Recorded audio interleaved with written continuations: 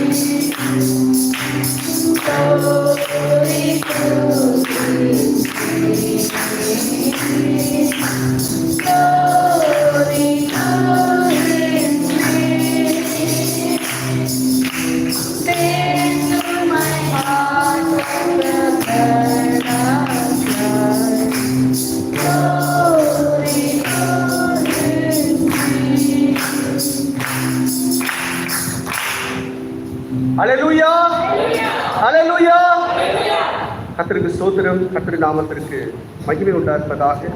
கர்த்தருடைய நாமம் மகிமைப்படுவதாக. திருமாய் கூட நம் தேவனை மகிமைப்படுத்தி ஒரு சில பாடலை நாம் பாடலாம்.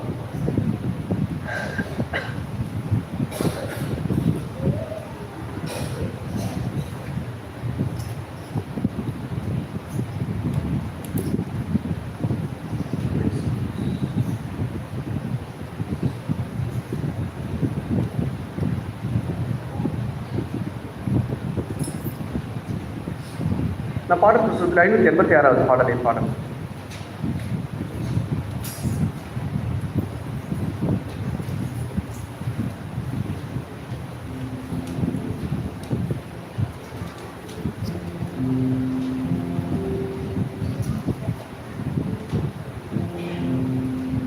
மேகஸ்தம்பம் மேலிருந்து பாதுகாக்குது, பாதை காட்ட பகலெல்லாம் கூட வருது.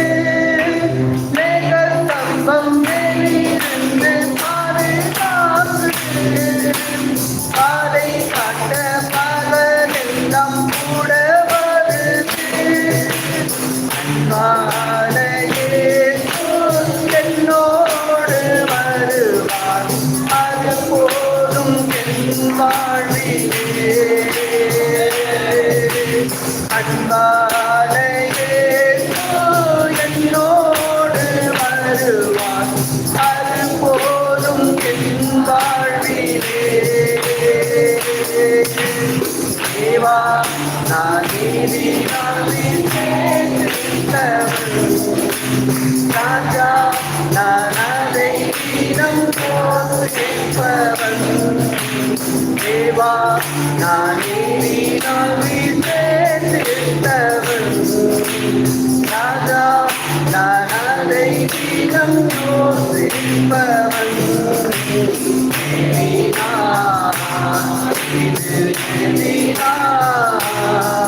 நீ என்னோடு இருப்பதினார்,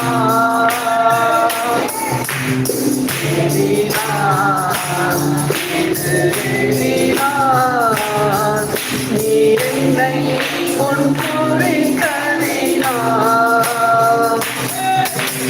பகல் சென்று அந்த காலம்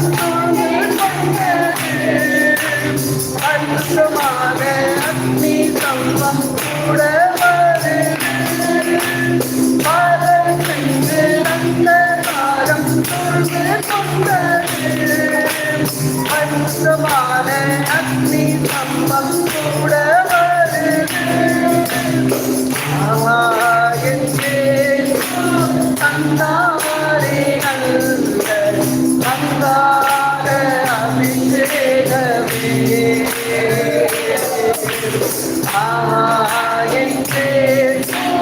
தந்தாரே நல்ல தந்தார அபிஷேகமே. தேவா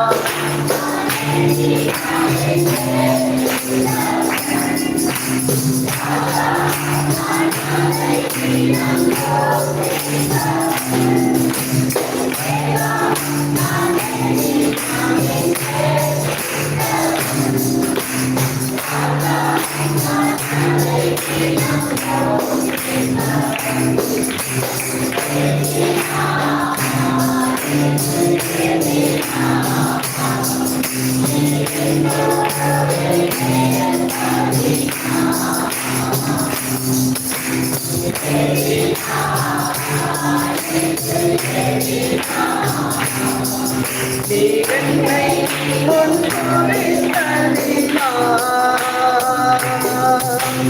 காலம் கொண்ட வானம் பார்த்து அவள் கொண்ட கண்மனையும் கூட காலம் கொண்ட தேவஜனம் வானம் பார்த்து அவள் கொண்ட கண்மனையும் கூட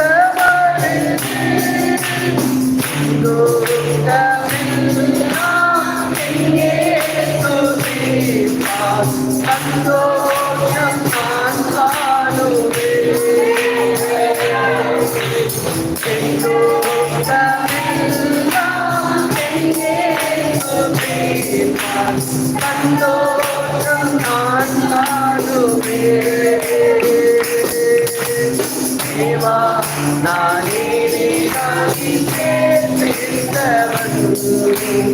ராஜா நான் அதை தினம் யோசிப்பவன். தேவா நான் ஏகினால் பேசித்தவன்.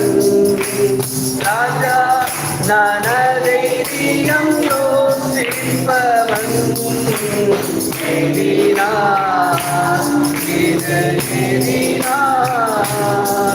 நீ என்னோடு இருப்பதினால்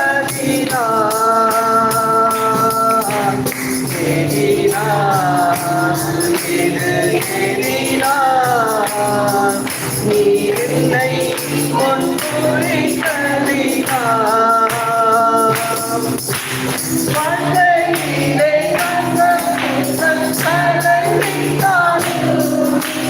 பாசமுள்ள ஜீவமரம் கூட வருது. வாழ்க்கையிலே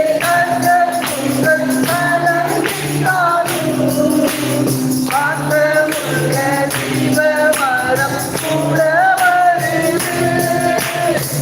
ஆராவில் மேலாத மாற்றி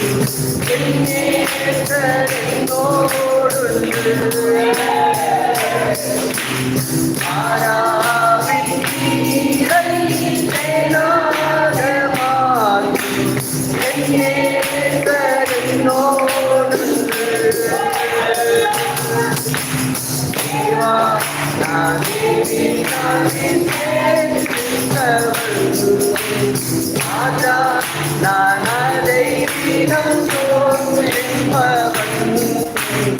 தேவா நான் பேசித்தவன். ராஜா நான் அதை தினம் தோன்றிப்பவன்.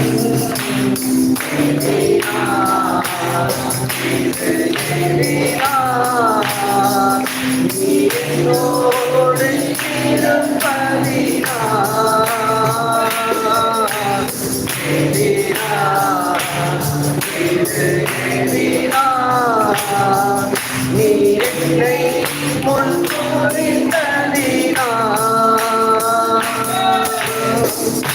அல்லேலூயா, அல்லேலூயா.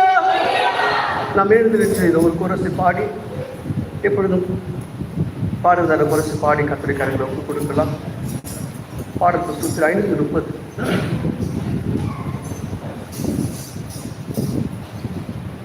உள்ளத்தின் ஆழத்திலிருந்து ஒட்டுமொத்தோடு கூட நான் பாடலாம். இயேசுவே என் தேவனே, என் மேல் மனமிரங்கும். இயேசுவே என் தேவனே,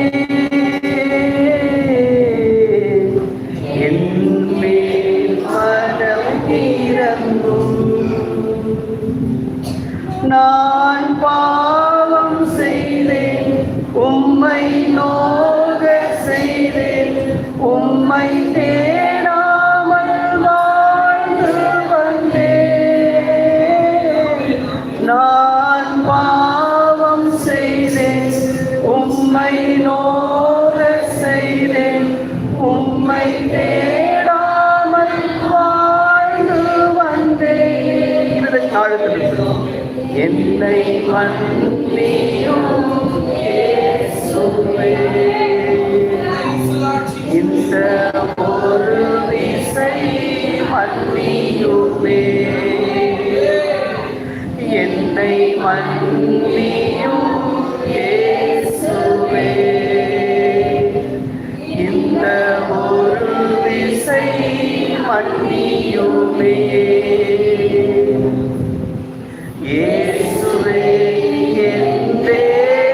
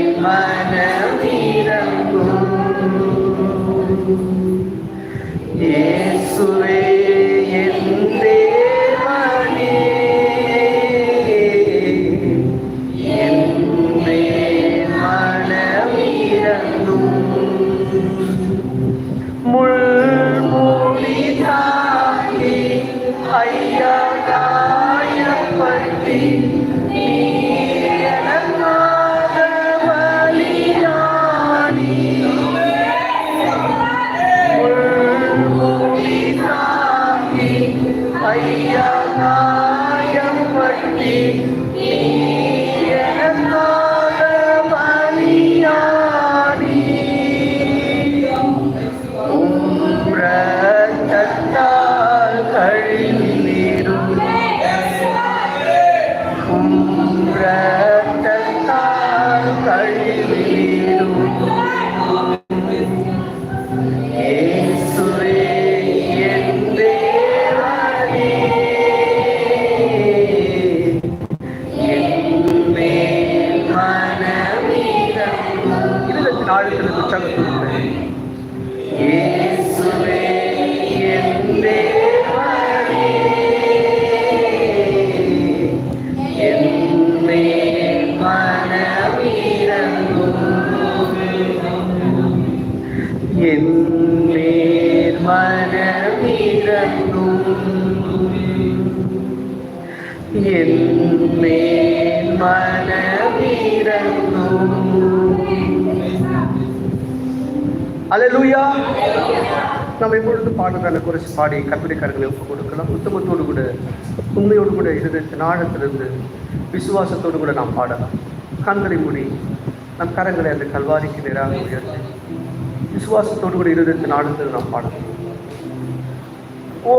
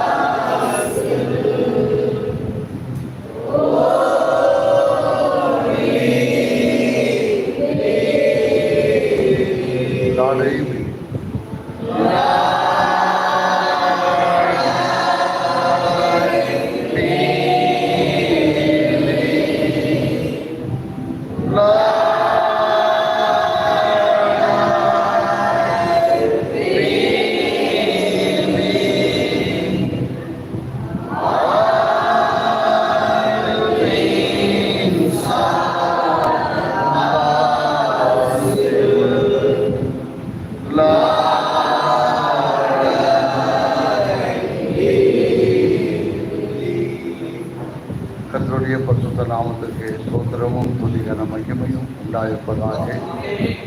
அவர் பரிசுத்த நாமம் நம்ம தீர மகிமைப்படுவதாக. நான் இன்று கொண்டிருக்கிற வேளையில் காலை வேளையில் நாம் வாசித்த வேத பகுதி ஆதியாகமம் 3ஆம் அதிகாரம் 1 முதல் வாசிப்போம். தேவனாகிய கர்த்தர் உண்டாக்கின சகல காட்டு ஜீவன்களை பார்க்கிறோம் சர்வமானது தந்திரமுள்ளதாயிருந்தது. அது ஸ்திரீயை நோக்கி, நீங்கள் தோட்டத்தில் உள்ள சகல விருட்சங்களின் கனியையும் புசிக்க வேண்டாம் என்று தேவன் சொன்னதுண்டோ என்றது. ஸ்திரீ சர்வத்தை பார்த்து, நாங்கள் தோட்டத்தில் உள்ள விருட்சங்களின் கனிகளை புசிக்கலாம், ஆனாலும் தோட்டத்தில் நடுவில் இருக்கிற விருட்சத்தின் கனியை குறித்து தேவன் நீங்கள் சாகாதபடிக்கு அதை புசிக்கவும் அதை தொடவும் வேண்டாம் என்று சொன்னார் என்றார். அப்பொழுது சர்வம் ஸ்திரீயை நோக்கி, நீங்கள் சாகவே சாவதில்லை, நீங்கள் அதை புசிக்கும் நாளில் உங்கள் கண்கள் திறக்கப்படும் என்றும் நீங்கள் நன்மை தீமை அறிந்து தேவர்களைப் போல இருக்கிறது என்றும் தேவன் அறிவார் என்றது. அப்போது ஸ்திரீயானவர் அந்த விருட்சம் புசிப்புக்கு நல்லதும் பார்வைக்கு இன்பமும் புத்தியை தெரிவிக்கிறதற்கு செய்யப்படத்தக்க விருட்சமாக இருக்கிறது என்று கண்டு அதன் கனியை பறித்து புசித்து தன் புருஷனுக்கும் கொடுத்தால் அவனும் புசித்தார். அப்பொழுது அவர்கள் இருவருடைய கண்களும் திறக்கப்பட்டது. அவர்கள் தாங்கள் நிர்வாணிகள் என்று அறிந்து அத்தியலைகளை பறித்து தங்களுக்கு அரைக்கட்சிகளை உண்டு பண்ணினார். கத்திருந்த வேத வாக்கியங்களோடு அவருடைய ஆசீர்வாதத்தை நம்மை கூட்டுவாரார். கண்ணில் குறிச்சிருக்கிறோம். கிருபையும் தயவும் அன்பும் நிறைந்த எங்கள் தேவனாகிய கர்த்தாவே, இன்னும் ஒரு செய்ய இந்த மாலை வேளையில் தேவரீர் இந்த மாதத்தின் முதலாம் நாளில் எங்களுக்கு 2 ஆராதனைகள், காலையிலும் மாலையில் ராமத்தின் ஆராதனையும் எங்களுக்கு உண்டாயிருக்கிற இந்த வேளையில் இந்த கம்யூனியன் என்று சொல்லக்கூடிய இந்த பகுதியை நீர் ஆசீர்வதித்து காலை வேளையில் நாங்கள் பார்த்ததையே இன்னும் சற்று கூடுதலாக பார்ப்பதற்கு ஆண்டவரே எங்களை நீர் ஆஸ்வதித்து நீர் பேசி எங்களை ஸ்திரப்படுத்தி நாங்கள் எவ்விதமாக இருக்க வேண்டும் என்பதை போதித்து நடத்தப்படுகிறேன். இயேசு கிறிஸ்துவின் நாமத்தினால் செபிக்கிறேன். அடுத்து வரக்கூடிய ராமோஜன ஆராதனை கூட நீர் பொறுப்பெடுத்துக் கொள்ளும். சபையார் அதில் கலந்து கொள்ளுகிற போது எந்த பக்தி வைராக்கியத்தோடு, பயத்தோடு, நடுக்கத்தோடு, ஏதோ ஒன்று என்று புதுமை என்று எண்ணாமல், இது தேவன் எனக்காக அடிக்கப்பட்டு நொறுக்கப்பட்டு அவருடைய ரத்தமும் வீக்கப்பட்ட அவரின் சரீரத்திற்கு இது அடையாளமாக இருக்கிறது என்று சொல்லி பயத்தோடு நடுக்கத்தோடு வாங்கி செய்கிற போது ஆண்டவர் நிச்சயமாக வியாதிகள் குணமாக்கப்படவும் வேதம் சொன்னபடியே செய்ய முடியும் என்பதை இவர்கள் வாழ்க்கையில் அதை காண்பதை செய்யும்.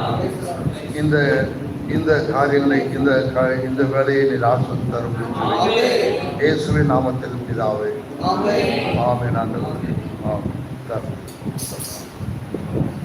மறுபடியும் மாலை வேளையில் உங்களுடைய யாவருக்கும் இயேசுவின் உண்மையுள்ள நாமத்தினாலே வாழ்த்துக்களையும் அன்பையும் தெரிவித்துக் கொள்கிறேன். கர்த்தரை ஆசீர்வதிப்பாராக. நான் செய்தியிலிருந்து சில பாகங்களை வாசித்து கொண்டு போகிறேன். நாம் காலையில் பார்த்தோம், சர்வத்தின் வித்தை என்பதை குறித்து நாம் பார்த்தோம். சர்வத்தின் வித்து எப்படி தோன்றினது என்று நாம் பார்க்கிற போது, சர்வத்தின் வித்து விபச்சாரத்தின் மூலமாக தோன்றினது. அப்படிதானே? எனக்கு கொஞ்சம் நீங்கள் ஆமை அல்லையா சொன்னால் தானே, அப்போதான் நான் சற்று போக முடியும். நீங்கள் அப்படி சொல்லணும்னா என்னால் பேச முடியல. நீங்கள் அதை கண்டிப்பாக சொல்லணும். நான் வந்தாலும் வேறு யாராவது வந்திருந்தாலும் நீங்கள் அந்த வார்த்தைகள் உங்கள் உள்ளத்தை தொடுகிற போது, உங்களுக்கு ஆசீர்வாதத்தை கொண்டு வரும்போது நீங்கள் அதை சொல்லுது. நீங்களும் நானும் இந்த வார்த்தை செய்தியின் மூலமாக கற்றை நாம் மகிழ்ப்படுத்துகிறோம் என்பதை எப்போதும் ஞாபகத்தில் வைத்துக்கொள்வோம். ஆகவே நாம் இங்கே பார்க்கிறோம், சர்வத்தின் வித்தை என்பது எப்படி தோன்றினது? விபச்சாரத்தின் மூலமாக. சரி, இப்போது இந்த 3ஆம் அதிகாரத்தில் இயேசுவானவர் 15வது வசனத்தில் சொல்லுவதை நாம் பார்க்கலாம். 3:15 வாசிக்கிற போது, உனக்கும் ஸ்திரீக்கும் உன் வித்துக்கும் அவள் வித்துக்கும் பகை உண்டாக்குவேன். அவர் உன் தலையை நசுக்குவார், நீ அவர் புதிய தலையை நசுக்குவாய் என்றார். ரைட், நம்ம இங்கிருந்து போகலாமா? ஸ்திரீக்கு உனக்கும் ஸ்திரீக்கும் உன் வித்துக்கும் அவள் வித்துக்கும் பகை உண்டாக்கு. இப்போது வேத வாக்கியம் நமக்கு என்ன போதிக்கிறது? சர்வத்திற்கு ஒரு வித்து இருப்பதாக சொல்லுகிறது. வித்து என்றால் ஆங்கிலத்தில் சீட் என்று சொல்லுகிறது. அல்லது வித்து என்பது சர்வத்தினால் பிறந்த ஒரு மனிதன் என்று நாம் பார்க்கிறோம். சர்வத்தின் வித்து என்பது காயினை குறிக்கும். சர்வமானது நாம் காலையில் பார்த்திருந்தோம், அது எவ்வளவு புனிதான ஒரு ராட்சதனை போல இருந்த ஒன்று. ஒரு ராட்சத மனிதனுக்கும் ஒரு தேவன் சிருஷ்டித்த சாதாரண ஒரு பெண்ணுக்கும் ஏற்பட்ட தவறான உறவின் மூலமாக ஒரு சர்வத்தின் வித்தானது இந்த பூமியில் தோன்றினது. சர்வம் என்று சொல்லும்போது, பிறகு தேவனாய்க்கத்த இந்த காரியங்கள் நடந்த பிறகு அந்த பயங்கரமான தைஜாயின்றாக இருந்த அந்த சர்வத்தை தேவன் சபித்து அவருடைய கைகளையும் உடைத்து முறுக்கி போட்டபடியினால அவன் பாம்பாக மாறி போனான். இப்பொழுது நாம் பார்க்கிறோம், செடியில் அங்கே எங்கள் வீட்டில் வந்து போட்டுருது. அந்த சர்வம் தான் அந்நாட்களில் ஏவாளை ஏமாற்றின அதே சர்வம் தான் இப்பொழுதும் இருக்கு. ப்ராஃபிட் சொல்லுகிறார், நீங்கள் சர்ப்பங்களை காணும் பொழுது அதோடு கூட ஒரு பொல்லாத பிசாசின் ஆவியும் கூடவே நகர்ந்து கொண்டிருக்கிறதை நீங்கள் காணலாம். ஆகவே இப்பொழுது இருக்கிற சர்ப்பமானது அந்நாட்களில் இருந்த ஒரு சர்ப்பம் என்று சொல்லக்கூடிய ஒரு மனிதனுக்கும் ராட்சத மனிதனுக்கும் ஒரு பெண்ணுக்கும் பிறந்த ஒன்று. அதனுடைய வித்து காயின் என்பவன். இந்த காயின் என்பவன் என்ன செய்கிறான்? 4வது அதிகாரம் 16-17 போகும்போது, அப்படியே காயின் கர்த்தருடைய சன்னதியை விட்டு புறப்பட்டு ஏதேனுக்கு கிழக்கான நோத் எனும் தேசத்தில் குடியிருந்தான். காயின் தன் மனைவியை அறிந்தார். அவள் கர்ப்பவதியாகி ஏனோக்கை பெற்றான். இங்கே தாங்க ப்ராப்ளம் வந்தது. இப்போ இந்த சர்ப்பமானது இப்பொழுது பாம்பாக இருக்கிறது.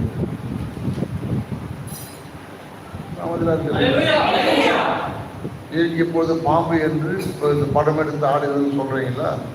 அதுதான் அந்த சர்ப்பம் தான் ராட்சசனாக மனிதனாக இருந்து ஒரு ஸ்திரியை கெடுத்து போட்டு அந்த ராட்சசனாக இருந்த அவனுடைய வித்து தான் காய். அப்போ அவனுடைய தகப்பன் ஒரு ராட்சசனை போல இருப்பான் என்றால் காயினும் அவ்விதமாகத்தான் இருப்பான். அவனுக்கு ஒரு மனைவியை அவன் தெரிந்து கொள்ளுகிறான். நமக்கு தெரியும், அவனுடைய மனைவி ஆதாம் ஏவாளுக்கு அதாவது வரலாற்றின்படி 70 பிள்ளைகள் பிறக்கிறார்கள். ஆதாமுக்கும் ஏவாளுக்கு அவர்களில் பெண்கள் அதிகமாக பிறந்தார்கள். அவர்களில் ஒருவர் தான் சேத் என்பவர். சேத்தோட வம்சத்தை மட்டும் தேவன் பிரிக்கிறார். பிரித்து அந்த வம்ச வழியில தான் ஆபிரகாம், பிறகு நோவா இவர்கள் வருகிறார்கள். சரிங்களா? இப்போ அதே போல இந்த சர்வத்தின் வித்தாகிய காயோட வம்சாவழி அது தனியாக வருகிறது. இப்போ நான் வாசித்தது போல காயின் என்பவர் மனைவியை அறிந்து அவளுக்கு பிள்ளைகளை பெற்றுக் கொள்கிறார். இப்போ நம்மை போலவே காயினும் மனையை பெற்றுக் கொள்கிறான், பிள்ளைகளை பெற்றுக் கொள்கிறான். அவனுக்கு பிள்ளைகள் அப்படியே வருகிறார். இப்போ இவர்களும் ஒரு பக்கம் பெருகுகிறார்கள். இங்கே சேத்தருடைய வம்சாவழியும் இங்கே பெருகிறது. சேத்தருடைய வம்சாவழியில் வந்தவர்கள் மட்டும் தேவனை தெய்வமாக வணங்குகிறார்கள். பாருங்க, 4ஆம் அதிகாரம் கடைசி வசனத்தை வாசிக்கிற போது, சேத்துக்கும் ஒரு குமாரன் பிறந்தான், அவனுக்கு ஏனோஸ் என்று பெயரிட்டார். அப்பொழுது மனுஷர் கர்த்தருடைய நாமத்தை தொழுது கொள்ள ஆரம்பித்தார். பல ஆண்டுகளுக்கு பல வருடங்களுக்கு பிறகுதான் தேவனை இந்த சேத்துக்கு ஏனோஸ் பிறந்த பிறகு அவர்கள் வணங்க ஆரம்பிக்கிறார். அதிலிருந்து அந்த வம்சாவழி தனியாக தேவனை தனியாக துதித்துக் கொண்டு போகிறார்கள். இங்கே காயினும் கூட சேர்த்து ஆதாம் வணங்கின அதே தேவனை தான் வணங்கினான். சரிங்களா? நாம் இதை இங்கே நாம் வேதத்தில் பார்க்கிறோம். 4ஆம் அதிகாரத்தில் 3வது வசனத்திலிருந்து, சில நாள் சென்ற பின்பு காயின் நிலத்தின் கனிகளை கர்த்தருக்கு காணிக்கையாக கொண்டு வந்தான். ஆபேலும் தன் மந்தையின் தலையீற்றுகளில் அவைகளில் கொழுமையானவைகளிலும் சிலவற்றை கொண்டு வந்தான். ஆபேலையும் அவன் காணிக்கையும் கர்த்தர் அங்கீகரித்தான். காயினையும் அவன் காணிக்கையையும் தேவன் அங்கீகரிக்கவில்லை. கேட்குறீங்களா? காயின் வம்சாவழியில் வரக்கூடிய அந்த அவர்களுக்கும் தேவன் தான் தேவன். இன்றைக்கு காயின் வம்சாவழி இருக்கிறதா? துவக்கத்தில் அவர்கள் இருந்தார்கள், இப்பொழுது இருக்கிறதா? சரி, நீங்கள் 6வது அதிகாரம் ஆதியாகமம் போனீங்கன்னா, தேவனாய் கர்த்தர் இந்த உலகத்தை அழிக்க வேண்டும் என்ற ஒரு தீர்மானத்தை எடுக்கிற போது பாருங்க, காயின், காம், சேம், யாப்பேத் என்ற 3 பிள்ளைகள் ஏனோவுக்கு பிறக்கிறார்கள். நோவாவுக்கு பிறக்கிறார்கள். நோவா தப்பித்துக் கொள்ளும்படி, அவன் குடும்பம் தப்பித்துக் கொள்ளும்படி செய்யும் போது இந்த காம், சேம், யாப்பேத் அவருடைய 3 பெண் மனைவிமார்கள், நோவாவுடைய மனைவி, ஆக மொத்தம் 8 பேர் பேழைக்குள் பிரவேசிக்கிற போது, கேட்குறீங்களா, இந்த சர்ப்பத்தின் வித்தை உண்டாக்குகிற அந்த ஒரு காமுடைய மனைவியும் கூட அந்த கப்பலுக்குள் கடந்து உள்ள போகிறார். தேவன் மற்ற எல்லாரையும் அழித்து போடும் பொழுது காயோட வம்சாவளி, சேத்தோட வம்சாவளி எல்லாரும் மறித்து போகிறார்கள். இப்போ நோவாவும் நோவோட குடும்பம் மட்டுமே இருக்கிறது. இப்போ நோவாவோட குடும்பத்துல காமுடைய மனைவியாக இந்த சர்ப்பமானது, அதாவது இப்போ சர்ப்பம் என்றால் பாம்பு, அது வேலைக்குள் கப்பலுக்குள் நுழைகிறது. இப்ப தேவன் பாதுகாக்க வேண்டியதாக இருக்கிறார். ஏன்னா நோவாவின் மூலமாக தேவனுடைய சுபாவம், தேவனுடைய மனிதனை தேவன் தெரிந்து கொள்ளுகிற போது அவன் நிமித்தமாக அந்த குடும்பம் ஆஸ்வதிக்கப்படுகிறது. அந்த குடும்பத்தில் மற்றவர்கள் தேவனை துதியாமல் போனாலும், தேவனை வெறுத்தாலும் கூட தேவன் அவர்களை ஆஸ்வதிக்க கடமைப்பட்டவராக ஒருவன் நிமித்தமாக. இது ஆபிரகாம் என்று சொல்லுகிறார், ஒருவன் நிமித்தமாக நான் அதை அழிப்பதில்லை. இப்படிதான் மக்கள் தப்பித்துக் கொண்டு வருகிறார். இப்போ இந்த சர்ப்பமானது ஒரு ஸ்திரீயின் மூலமாக ஸ்திரீயாக பேழைக்குள் நுழைகிறது. பிறகு தண்ணியெல்லாம் வடிந்த பிறகு நோவாவும் அவருடைய 3 பிள்ளைகளும் வெளியே வராங்க. இந்த காம், சேம், யாப்பேத் இந்த 3 சந்ததியும் பிரிந்து போகிறார்கள். பிரிந்து சேத்துடைய சந்ததி மட்டும் தேவனை துதித்தவர்களாக தனியாக பிரிகிறார்கள். அந்த சந்ததியில தான் அடுத்து வருகிறவர் ஆபிரகாம். யாப்பேத் தனியாக பிரிகிறார், காம் தனியாக பிரிகிறார். இப்போ காம் உடைய வம்சாவழியில் வந்தவர் தான் நிம்ரோத். ஆதியாகமம் 10ஆம் அதிகாரத்தில் நீங்கள் வாசித்த நிம்ரோத் என்பவர் இந்த சர்பத்துக்கும் சர்பத்தின் வித்துக்கும் பிறந்தவன். அவன் என்ன செய்ய, அவன் தான் முதல் பூமியில பிசாசுக்கென்று ஒரு தலைமை செயலகத்தை உண்டு பண்ணினவன் இந்த நிம்ரோத். பாருங்க 10ஆம் அதிகாரம் திருப்பதி. நான் ஒரு சிறு காரியத்தை சொல்லி நான் முடிக்கிறேன். அடுத்த பகுதிக்கு நாம் போகலாம். ஆதியாகமம் 10ஆம் அதிகாரம் போனீங்கன்னா 7வது வசனத்திலிருந்து அல்லது 6வது வசனத்திலிருந்து காமுடைய குமாரர் கூஷ், மிஸ்ராயிம், பூத், கானான் என்பவர்கள். கூஷனுடைய குமாரர் சேபா, ஆவிலா, சப்தா, ராமா, சப்திகா என்பவர்கள். ராமாவின் குமாரர் சேபா, திதான் என்பவர்கள். கூஷ் நிம்ரோத்தை பெற்றான். இவன் பூமியில் பராக்கிரமசாலியானான். இந்த சப்ஜெக்டை அடுத்த வாரம் ஞாயிற்றுக்கிழமை பார்ப்போம். நாம் இதை பேசிட்டு இந்த நாள் வரைக்கும் இந்த விஷயத்தை கொண்டு போயிட்டு அடுத்த வாரத்தில் கூஷ்லேருந்து வரலாம். இன்னும் கொஞ்சம் ரொம்ப தெளிவாக உங்களுக்கு இருக்கும். பாருங்க, நாம் இயேசு கிறிஸ்துவனுடைய வருகைக்கு முன்பாக இந்த மாபெரும் விசேஷங்களை நாம் பார்த்து வருகிறோம். ஏன்னா நீங்கள் தப்பிக்கும்படி சர்பத்தின் வித்து இப்போவும் இருக்குது. இப்போ நான் பாம்பை பற்றி சொல்லலை. அந்த காயனுக்கு பிறந்தவர்கள் அந்த வம்சாவளி அப்படியே வெளியே வந்துருச்சு. கேட்குறீங்களா? அந்த வம்சாவளியில் வந்தவன் தான் இந்த கூஷ். இந்த கூஷ் தான் அடுத்த வாரம் இதை பற்றி பேசலாம். கூஷ் என்பவர்களுடைய மகன் தான் நிம்ரோத். நிம்ரோத் தான் முதலாக பாருங்க, தேவன் தன்னுடைய வாசஸ்தலத்தை பூமியின் நடுவில் தலைமைப்பிடமாக வைக்க முயன்ற போது பிசாசு முதல்ல வைக்கிறான். கேட்குறீங்களா? பிசாசு அதை முதல்ல வைத்து அவனை தலைமை செயலமாக எகிப்து என்ற தேசத்தை அவன் தெரிந்து கொள்ளுகிறான். அந்த தேசத்திற்கு அந்த நாளில் என்ன பெயர் என்று கேட்டீங்கன்னா பாபேல் என்று பெயர். இன்றைக்கு இருக்கிற எகிப்து அன்றைக்கு பாபேல் என்று பெயர். அந்த பாபேல் பாபிலோன் என்று பின்பாக மாறுகிறது.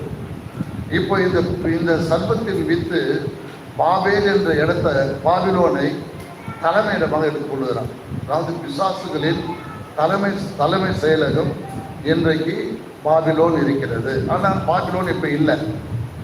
பாபிலோன் இருக்கிற இடம் தான் ஈராக். இப்போ இருக்கிற ஈராக் இருக்குது இல்லையா? ஈராக்கின் ஒரு பகுதி தான் பாபிலோன். பாபிலோன் சபிக்கப்பட்டு இன்றைக்கு பூமிக்கடியில் போயிடுச்சு. ஸோ இதெல்லாம் பெரிய மேட்ரு. இதை ஞாபகம் வச்சுங்க. இதை ரொம்ப பிரீஃபாக ஞாயிற்றுக்கிழமையிலிருந்து அநேக வாரங்களுக்கு அதை கொண்டு போகலாம். அப்போ உங்களுக்கு இதெல்லாம் புரிய வரும். ஏன்னா இந்த சர்ப்பத்தின் வித்தை பற்றி நீங்கள் தெரிந்திருக்க வேண்டும். அல்லேலூயா. இப்போவும் சர்ப்பத்தின் வித்து உங்களோடு இருக்கிறது காலையில் சொல்லியிருந்த. இப்போ அதை இன்னும் கொஞ்சம் அதிகமாக பார்த்து அடுத்த பகுதிக்கு போயிடலாம். போலாங்களா? சரி, இப்போ இந்த சர்ப்பத்தின் வித்து காமனுடைய மனைவியாக அந்த வேலைக்குள் புகுந்தது. காமுக்கும் அவருடைய காம் என்பவன் அவருடைய சொந்த தகப்பனாகிய நோவா மூலமாக சபிக்கப்பட்டவர், சாபத்தை பெற்றவர். சரிங்களா? நீங்க இதை வீட்டில் இந்த வேத பகுதியெல்லாம் படிச்சுட்டு வாங்க. 15 அதிகாரம் வரைக்கும் படிங்க. அதுக்கப்புறம் நான் அடுத்த வாரத்தில் நான் மீதியாக பார்க்கலாம். படிக்கிறேன் இல்லைன்னு சொன்னதானே, அப்போதான் நான் பேசுறது சொல்றதுல உங்களுக்கு புரிய வரும். உங்களுக்கும் ஒரு பெரிய பிரச்சனையிலிருந்து நீங்கள் மீளுவீர்கள். இல்லை என்றால் இந்த காயில் சர்ப்பத்தின் வித்தாகிய காயில் உங்களோடு கூட சங்கமாகி இருப்பான். இப்ப பாருங்க, சர்ப்பத்தினுடைய வித்து ஒரு ஸ்திரீனுடைய வடிவில் வேலைக்குள் போயிடுச்சு. சரிங்களா? சொல்ற மாதிரி சொல்ற சர்வமானது வேலைக்குள் புகுந்தது. அந்த சர்வத்துக்கும் காமுக்கும் பிறந்த சந்ததி தான் பின் நாட்களில் நிம்ரோத்தை பற்றி நீங்க சரித்திர வரலாறுகளை பற்றினா அது தெரியும். ஆகவே இவர் 9வது வசனம் பாருங்க, 10வது அதிகாரம் 9வது வசனம். இவன் கர்த்தருக்கு முன்பாக பலத்த வேட்டைக்காரனாக இருந்தார். ஆகையால் கர்த்தருக்கு முன்பாக பலத்த வேட்டைக்காரனான நிம்ரோத்தை போல என்னும் வழக்க சொல் உள்ளாயிற்று. சினேயா தேசத்தில் உள்ள பாபேல், ஏரேக், அக்தார், கல்னே என்னும் இடங்கள் அவன் ஆண்ட ராஜ்யத்திற்கு ஆதிஸ்தானங்கள். அல்லேலூயா. அடுத்த வசனத்துல அந்த தேசத்திலிருந்து அசூர் புறப்பட்டு போய் நினிவேயும் ரெகோபோத் பட்டணத்தையும் காலாகையும் நினிவேக்கும் காலாகத்துக்கும் நடுவாக ரெசேனையும் கட்டினான். இது பெரிய பட்டினம்.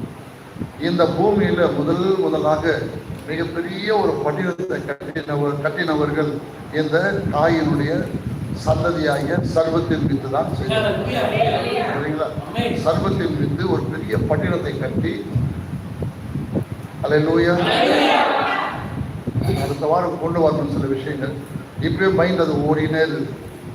நேரம் ஆயிடுமே, நான் கொஞ்சம் கட் பண்றேன். அப்படி சில வார்த்தைகள் வந்துட்டே இருக்கு. இந்த நிம்ரோத் என்பவன் மிகப்பெரிய பலசாலியாக இருந்தான். பாருங்க என்ன பைபிள் சொல்லுது. அவன் கர்த்தருக்கு முன்பாக பலத்த வேட்டைக்காரனாக இருந்தான். வேட்டைக்காரன் போய் ஏதோ மிருகத்தை வேட்டையாடுறது இல்லை, மனிதர்களை வேட்டையாடினான். மனிதர்களை அவன் பக்கம் திருப்பினான்.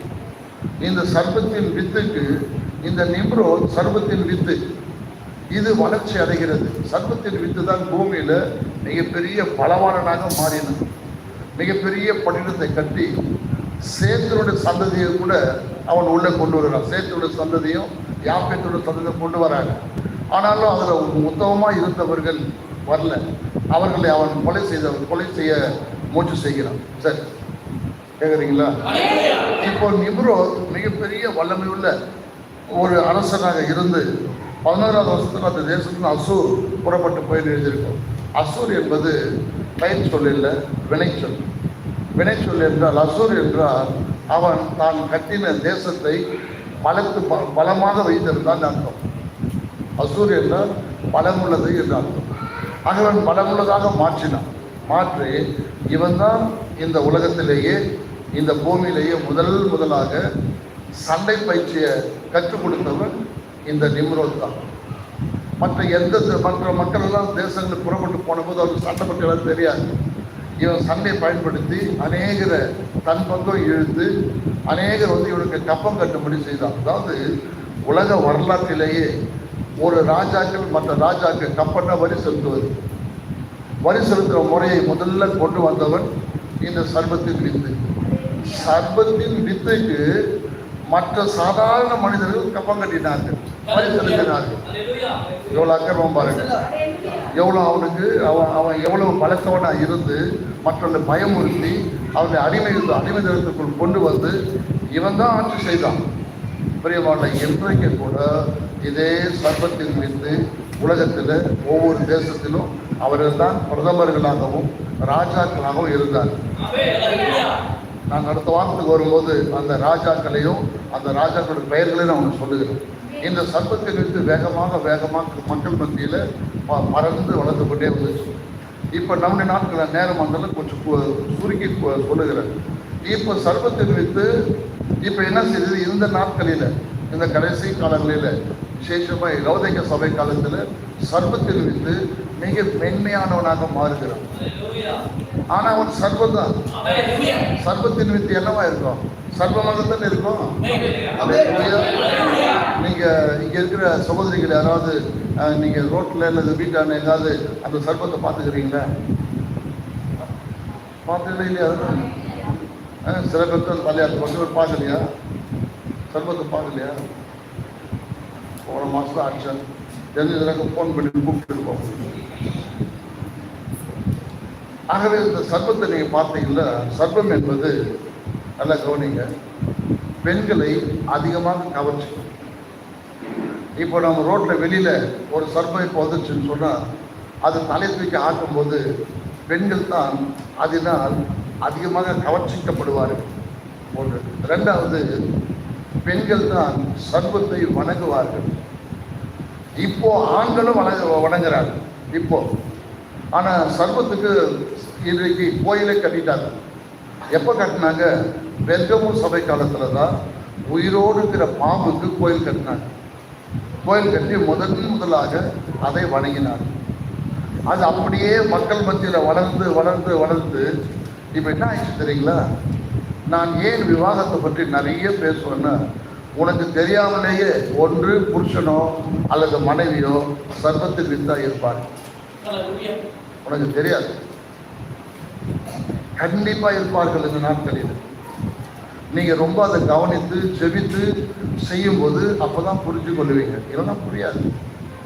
நீங்க அழகை பார்த்தோ ஆளை பார்த்தோ அவர் எவ்வளவு சம்பளம் வாங்குறாரு, எவ்வளவு பின்னால வீடுக்குது வசதி அதை பார்க்காத. ஆகவே இன்றைக்கு சர்வத்தில் வைத்து உலகத்தில் இருக்கிறது. இன்னைக்கு அது மக்களோடு மக்களாக ஆகிடுச்சு. நான் சொல்றது நிம்ரோத் இவங்க தனியா இருந்தாங்க, மற்றவர்களை தனக்கு அடிமையில ஆக்கினாங்க. இன்றைக்கு இந்த வித்து சர்வத்தின் வித்து கேட்குறீங்களா? சர்வத்துக்கு இருக்கக்கூடிய ஒரு சீடு இன்றைக்கு மக்களோடு மக்களாக ஆகி உட்கார்ந்து. அல்லேலூயா. கண்டிப்பா இது வெளிப்படும். இது போன்ற நான் நிறைய சொல்லணும், கோச்சிக்கலன்னு நான் சொல்லுவேன். நான் காலையில் கூட நிறைய விஷயம் உங்களை சில பேர் கோச்சிட்டு நான் நிறைய சொல்லலை. நீங்கள் கோச்சிக்கிறதால எனக்கு எந்த கஷ்டமும் இல்லை, அது அப்படிதான் இருக்குது. நீ கோச்சிக்கிட்டாலும் கோச்சிக்காமல் போனாலும் நான் சொல்லித்தான் ஆகணும். ஆனாலும் காலையில் நிறைய விஷயம் சொல்லலை. நீங்கள் கோச்சிக்கிறதால ஒரு காரியமும் கிடையாது. நீங்கள் போய் ஆண்டுட்டு தான் போய் கேட்கணும். சர்வத்தில் வித்தா நீங்கள் இங்கே இருக்கிற ஒருவேளை ஐம் சாரி உங்களை யாராவது இப்போ இருப்பீங்கன்னா ஒன்றும் செய்ய முடியாது. உனக்கு பிறப்பதும் சர்வத்தில் வித்தாவே பிறக்கும். அது ஆணா இருக்கட்டும் பெண்ணா இருக்கட்டும். சரிங்களா? இன்றைக்கு அது மக்களோடு மக்களாக கலந்து விட்டது. இன்றைக்கு அதை தனித்தனியே பிரித்து எடுக்க முடியாது. அதை பிரிக்கக்கூடிய ஒரே நபர் தேவன் மாத்திரம். அவருக்கு மட்டுமே தெரியும் எதெல்லாம் சர்வம், எதெல்லாம் சர்வத்துக்கு பிறந்த வித்துன்னு அவருக்கு மட்டுமே தெரியும். சரிங்களா? அது இல்லாத உனக்கு அவர் சொல்வதற்கு அவர் என்ன சொல்லுகிறாரு? அதனுடைய கனிகளில் தான் அறிவீர்கள். உங்களுடைய செயல்பாடு சர்வத்தை போலவே இருக்கும். சரி, ஒரு நாளைக்கு நான் எங்கேயாவது இங்கே ஒரே ஒரு முறை தான் எதிர் வீட்டில் வந்துச்சு. அந்த அந்த எதிரில் இருக்கிற அந்த பெரியவர் அங்கேருந்து கத்துறாரு. ரொம்ப நேரம் கத்திருந்தார் அவர். நான் உள்ளேருந்து வெளியே வந்தேன். அவர் கூப்பிடும் போது நான் என்ன மைண்டில் நினச்சேன், இவர் அங்கே எங்கன்னா பாம்பு பார்த்துக்கணும், சௌதாட்டை வந்து நின்றுக்கிறார். அந்த சர்ப்பம் இப்படி அப்படி போகாதபடிக்கு இப்படி அதை பார்த்துருக்கிறார். யாராவது வந்து அடிப்பாங்கன்னு நினச்சார். நான் என்னை அறியாமல் 2 கும்பத்தில் ஓடினாக்கா ஐயா வாங்க வாங்க பாம்பு. ஆனால் அது சாதாரண இந்த பாம்பு தான் நினச்சேன். அப்புறம் கிட்ட போகும்போது அதில் அவங்க வீட்டில் அவங்க பையன் ஓடி வந்துட்டார். அது வேகமாக என்னை தாண்டும்போது நான் கும்பத்தில் ஓரத்தோடு அவங்க பையன் வந்து அச்ச பிறகு பார்த்தா அது சர்ப்பம். ஆனால் ஒன்று சொல்கிற பெரியவரோட, நீ தேவனுடைய பிள்ளையாக இருந்தால் இந்த சர்ப்பத்துக்கு முன்னாடி போய் நின்று பாரு, அது பயப்படும். நான் பார்த்ததை சொல்றேன். நான் எத்தனையோ சர்ப்பங்களை அடிச்சிருக்கிறேன். எனக்கு முன்னால் என் மூஞ்சை பார்த்து இப்படி அடித்து ஆனதே கிடையாது. நான் என்னென்னா இப்படி திரும்பிக்கும், எனக்கு பார்த்ததே கிடையாது. இதெல்லாம் அவனுக்கு எப்படி காண்பிக்குது? ஒரு தருணத்தை கர்த்தர் கொடுத்தாதான். எப்பவுமே எனக்கு முன்னால் என்னை நின்று இப்படி பார்த்துட்டு ஆடினதே கிடையாது. வருஷாவில் உள்ள நான் வேலை செய்யும்போது நிறைய அடிச்சிருக்கிறேன். நான் ஓடுவேன், அடிக்கிட்டு போகும்போது என்னை பார்க்காது. இப்படி ஜனங்களை பார்த்து இப்படி ஆடி இருந்தது என்னை பார்த்து அப்படி திரும்பிக்கும். நான் நச்சு போட்டேன். தேவனுடைய பிள்ளைகளை பார்த்தா மட்டும் அது பயம். அது மனிதனாக இருந்தாலும் பயப்படும். அதெல்லாம் ஞாபகம் வச்சுக்கணும். கர்த்தர் ஸ்தோத்திரம். என்னுடைய சபையில யாரும் இருக்க மாட்டீங்கன்னு நான் விசுவாசம். ஆனாலும் நான் சொல்லுகிறேன், ஒருவேளை சர்ப்பத்தின் வித்தாக நீங்க இருந்தீங்கன்னா என்னை பார்த்தா கண்டிப்பா பயப்படுவீங்க. என் பேரு சொல்லும் போது நீங்க பயப்படுவீங்க. அது ஆட்டோமேட்டிக்கா இருக்கும். இது மாறாது. இந்த விஷயம் உங்களுக்கு தெரியாத நடத்தாங்கன்னா அவர் எவ்வளவு பேர் என்னை விட்டு வெளியே போடுவாங்கன்னா உனக்கு பயப்படணுமா அப்படின்லாம் கேட்டாங்க.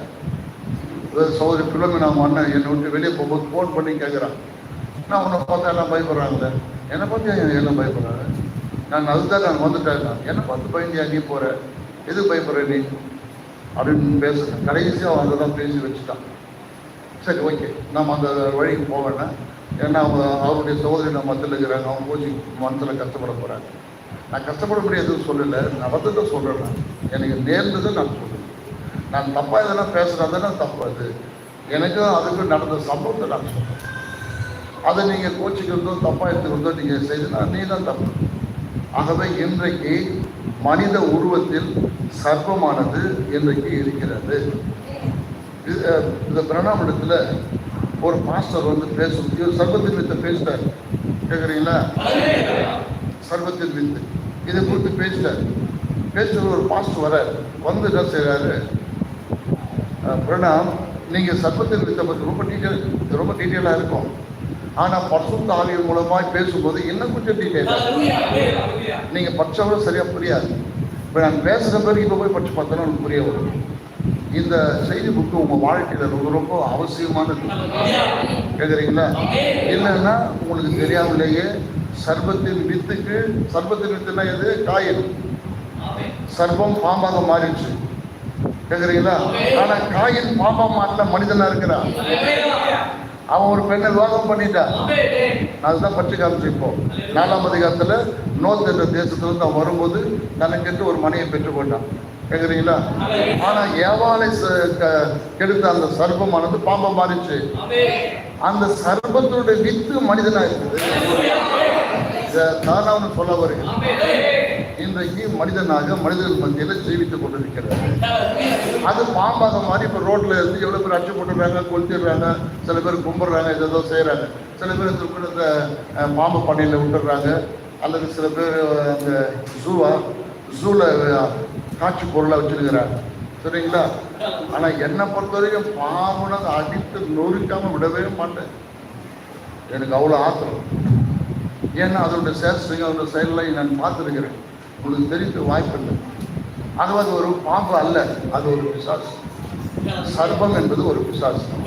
ஆகவே தான் பாருங்க, பாம்பு வகைகள்ல எவ்வளோ பாம்பு இருக்குது இல்லையா? ஆனா மனிதன் எதை போய் கும்பிட்றான்? தலை தூக்கி ஆடுற அந்த கெட்ட பாம்பை தான் போய் வணங்குறான். அதுக்கு ஒரு கோயிலை கட்டி வச்சுக்கிறான். அது ஏதாவது ஒரு குத்து உள்ள பிடிச்சது அந்த குத்து சுற்றிலும் மஞ்சள் துணியை கட்டிட்டு பாலை ஊற்றி முட்டை ஊற்றி கும்பிட ஆரம்பிக்கிறான். சரிங்களா? பாம்பு வணங்குவதற்கு காரணமே செக்ஸுக்கு அடையாளமாக தான். செக்ஸுக்கு அடிமைப்பட்டவள் ஸ்திரீ தான், பெண். ஆகவே தான் இவள் போய் இந்த பாம்பு கோயிலில் போயிட்டு அவள் வணங்குவதற்கு காரணமே இந்த செக்ஸ் நிமித்தமாகத்தான். பிள்ளை இல்லாதவங்க பெரும்பாலும் பாம்பை வணங்குவார்கள். நம்ம சபையில் ஒரு பெண் இருக்கார், இப்போ வரதில்லை, உங்களுக்கு தெரிய பேர் சொல்ல மாட்டேன். ஒரு சமயத்தில் ஒரு 10 நாள் வராமல் ஒரு நாள் வந்தாங்க. அங்கே இருக்கும்போது நான் வெளியே உட்காந்து இதே போல் பைபிள் படிச்சுட்டு இருக்கிறேன். அந்த பொண்ணு நேராக வந்தது. நேராக வந்தோடனே பிரைஸ்லாட் ஐயா அதை மூஞ்சி பார்த்துட்டு நான் என்ன சொன்னேன், எங்கே போய் வரேன்னு கேட்குறேன். வீட்டிலேருந்து வரையான்னு கேட்கல, எங்கே போய் வருது. சிலதெல்லாம் ஆண்டு தானாகவே என்ன அப்படி நடத்துவார். எனக்கே தெரியாது, நம்ம செய்வார். இல்லையா நான் அங்கே போய் வரேன், அங்கே போய் வரேன், எங்கே போய் வரேன் அப்படின்னு. ஷூட்டிங்கு போய் வரேன். ஷூட்டிங்க்கு என்ன வேலை உனக்கு? போய் நேரம் பொறுத்துட்டு கவனிங்க. இதெல்லாம் நான் எதாச்சும் ஏதோ சொல்கிறேன்னு நினைக்காதீங்க, நான் வாண்டடாக சொல்கிறேன்.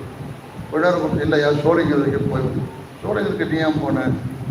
இல்லையா ஒரு ஆளை சந்திக்க போகிறேன். பாருங்க, பேசுறது தெளிவாக பேசலை. நான் எதனா சொல்ல போகிறேன்னு பயப்படுது. அப்புறம் என்ன செய்த, எந்த ஆளை சந்திக்க போகிறேன், யாரை சந்திக்க போகிறேன் பேசிட்டு நானே சொன்னேன், மந்திரவாதியை சந்திச்சான்னு கேட்டேன். எதாச்சும் பேசும்போது பேசு, தலையை குஞ்சிச்சு சொல்லு அப்படின்னா ஆமாம். எனக்கு தெரிஞ்ச இடத்துல ஆண்டு இருப்பாருன்னா வார்த்தை சரியாக உங்ககிட்ட விட்டு அப்படிதான் பேசுறேன் நான். உங்களுக்கு தெரியல, சில பேர் கோச்சிக்கிறீங்க. என் மேல கோச்சிக்காதீங்க, என்னோட பேசுற தேவனை நீங்க கோச்சிக்கிறீங்க. ஆகவே ஆமான்னு ஏன் போனேன்னு, இல்லையா எனக்கு குழந்தை இல்லை அதனால போனேன். ஏன் இங்கே சபைக்கு வரலையா நீ? இயேசுவோட தரம் அதனோட விருப்பம் நான் சொல்லி முடிச்சது. போயிட்ட பிறகு நான் அடுத்த கேள்வி கேட்டேன், குளிச்சல் கட்டிட்டீங்க, குளிச்சல் பார்த்துங்களா? எத்தனை பேர் தெரியும் குளிச்சல் என்னன்னு தெரியுமா? தெரியாத மாதிரி இருக்கக்கூடாது. எனக்கு தெரியும், உங்களுக்கு சில பேருக்கு தெரியும். குளிச்சம் தெரியுமான்னு கேட்குறேன்.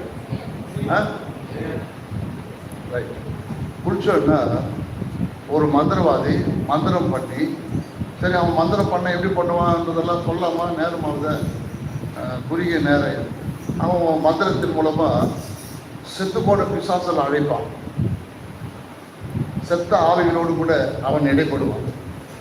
அவன் அது கூட சேர்ந்து அது கூட பேசி அது சில விஷயங்களை சொல்லும். அவன் அதை குடிச்சிக்குவான். குடிச்சிக்கிட்டு வீட்டில் போயிட்டு என்ன செய்வான், மந்திர தகுதி இல்லை, கடையில் விற்கிறாங்க செப்பு தகுதி, பித்தளை தகுதி இல்லை, செப்பு தகுதி. செப்பு தகுதியில் தான் பிசாசனுடைய வல்லமை அதிகமாக உள்ள போகும். அதை எடுத்துகிட்டு வந்து அந்த பிசாசு சொன்னதெல்லாம் அதில் எழுதுவான். எழுத்தாடி வச்சு எழுதுவான். எழுதிட்டு அதில் அதுக்குரிய படங்களில் வரையும் போது என்ன படம் வரையாது தெரியுமா? பாம்பு மாதிரி படம் வரையும். சில வீடுகளுக்கு போனீங்கன்னா செப்பு தகவலை மாட்டி வச்சுருப்பாங்க. சற்று ரொம்ப கவனிச்சிங்கன்னா ஒரு பாம்பு படம் எழுதுற மாதிரி வரைஞ்சி வச்சிருப்பாங்க. இதெல்லாம் நீங்கள் இது பாருங்க, இதெல்லாம் மனுஷனோட மாறிடுச்சு. சில கடைகளுக்கு போனீங்கன்னா கடை சாமான் வாங்க போறீங்கள, அவங்களோட செப்பு தகவலை ஃப்ரேம் பண்ணி வச்சிருப்பாங்க. நான் எங்கே போனாலும் இதெல்லாம் நான் கவனி ஒரு நோட்டை போடுவேன். உங்கள் வீட்டுக்கு வந்தோட பார்ப்பேன் நான். உனக்கு தெரியாமலேயே ஒன்று வச்சிருப்பேன். நீ தெரியுமா? உனக்கு தெரியாது, ஆனால் அது உங்கள் வீட்டில் இருக்கும். எப்படி வரும்? உன்னை கேட்டேன்னா அதுக்கு நிறைய கதையெல்லாம் சொல்லுவேன் நீ. ஆனால் அது எப்படி உங்கள்கிட்ட வரணும்னு அந்த சட்டமானது தீர்மானம் இருந்துச்சுன்னா அது உங்கள்கிட்ட இருக்கும், உங்கள் வீடுகளில் இருக்கும். எந்தெந்த ரூபத்தில் எப்படியெல்லாம் இருக்கும் என்பதை இன்னொரு சமயம் சொல்கிறேன், சரிம்மா? ஆகவே நீ இந்த பாஸ்டர்கிட்ட உன்னை நீ ஏமாற்றவே முடியாது. நீ யாராக இருந்தாலும் சரி, நான் உன்னை மிக துல்லியமாக தேவனுடைய பெரிதான கிருபையினால் நான் கண்டுபிடிக்க முடியாது. ஆகவே உங்கள் வீட்டில் உங்கள் சவுத்தில் எண்ணெய் வச்சு நான் ஒரு வீட்டுக்கு போனேன். இது அப்படியே இந்த கதை அப்படியே இருக்கட்டும். சேலத்துக்கு போயிட்டு எங்கள் பெரிய பொண்ணை பார்த்துட்டு ரிட்டர்ன் வரும்போது அந்த சேலத்து பாஸ்டர் என்ன செய்தார், ஐயா இங்கே ஒரு சபைக்கு ஒரு மக்கள் வராங்க, தயவுசெய்து நீங்கள் அவங்க வீட்டுக்கு வரணும், அவங்க ரொம்ப நாளாக உன்னை கூப்பிட்டுங்கிறாங்க, சும்மா வந்து கவர்மெண்ட் வந்துருக்கேன். எனக்கு ட்ரெயினுக்கு டைம் ஆயிடுச்சு, ஒரு 1 hour தான் இருக்குது. சரி அப்படி போய் அவங்க விடவே இல்லை, என்னை கூப்பிட்டாங்க. சில காரியங்கள் எனக்கு தானாகவே நடைபெறும். அந்த வீட்டுக்கு போனேன். அவங்க வந்து நல்ல வசதி வாய்ப்பு உள்ளவங்க, ஒரு 4-5 லாரி வச்சுருங்கிறாங்க, நல்ல வசதியாகும். அவங்க செய்தி சபைக்கு வராங்க, ஆனால் இப்போ போகிறதில்லை. அந்த சபைக்கு போகிறதில்லை, வேற எங்கேயும் போயிருக்கிறாங்க. திருவிட்டம் கேட்குறீங்களா? நான் நிறைய சொல்லணும், நீங்கள் விரும்பினா நிறைய சொல்லுவேன். நிறைய அனுபவங்கள் இருக்கிறது. நீங்கள் நினைக்கிற மாதிரி ஒரு பாஸ்டர் சாதாரணமாக எண்ணிடாது, சரிங்களா? கர்த்தர் அவரை மிக துல்லியமாக நடத்துவார். உனக்கு தெரியாது, நீ ஏதோ நினச்சிட்டு இருப்ப, நீ என்ன யோசிக்கிற அப்படி யோசிச்சுட்டு இருப்ப. சில கடைகள் இல்லை, அது வைத்திருப்பேன். இப்போ அந்த வீட்டுக்கு போனேன். அந்த வீட்டுக்கு போனால் அவங்க என்ன செஞ்சுட்டாங்க, ஐயா ஏதாவது ஒரு பிரசவம் பண்ணுங்கன்ட்டாங்க. இது எனக்கு டைம் இல்லை, 1 hour தான் இருக்குது. அங்கேருந்து வேறு ஸ்டேஜுக்கு போட்டோம், ஒரு 1/2 மணி நேரம் ஆகிடும். 1/2 மணி நேரம் காரில் தான் போனோம், 1/2 மணி நேரம் ஆகிடும். அப்படின்னா அவங்க கேட்கல, பண்ணி தான் ஆகணும்னாங்க. எனக்கு என்ன செய்தி சொல்கிறதுன்னு தெரியல. நான் எப்பவுமே அது மாதிரி சந்தர்ப்பம் வரும்போது நல்ல செய்தி வரும். உங்களுக்கு கூட இது பேசுறது எனக்கு தெரிஞ்சு வந்திருப்போம். அன்னிதான் நிறைய செய்தி நல்லா இருக்கும். ஆவியானவர் தேவனானவர் என்னோட இது பேசுறதை நானே பல முறை பார்த்துருக்கிறேன். அந்த வீட்டுக்கு போனேன். சரி நான் வீட்டில் போயிட்டு அப்படியே போயிட்டு அந்த அலமாரியில் புஸ்தகம் வச்சுருந்தாங்க.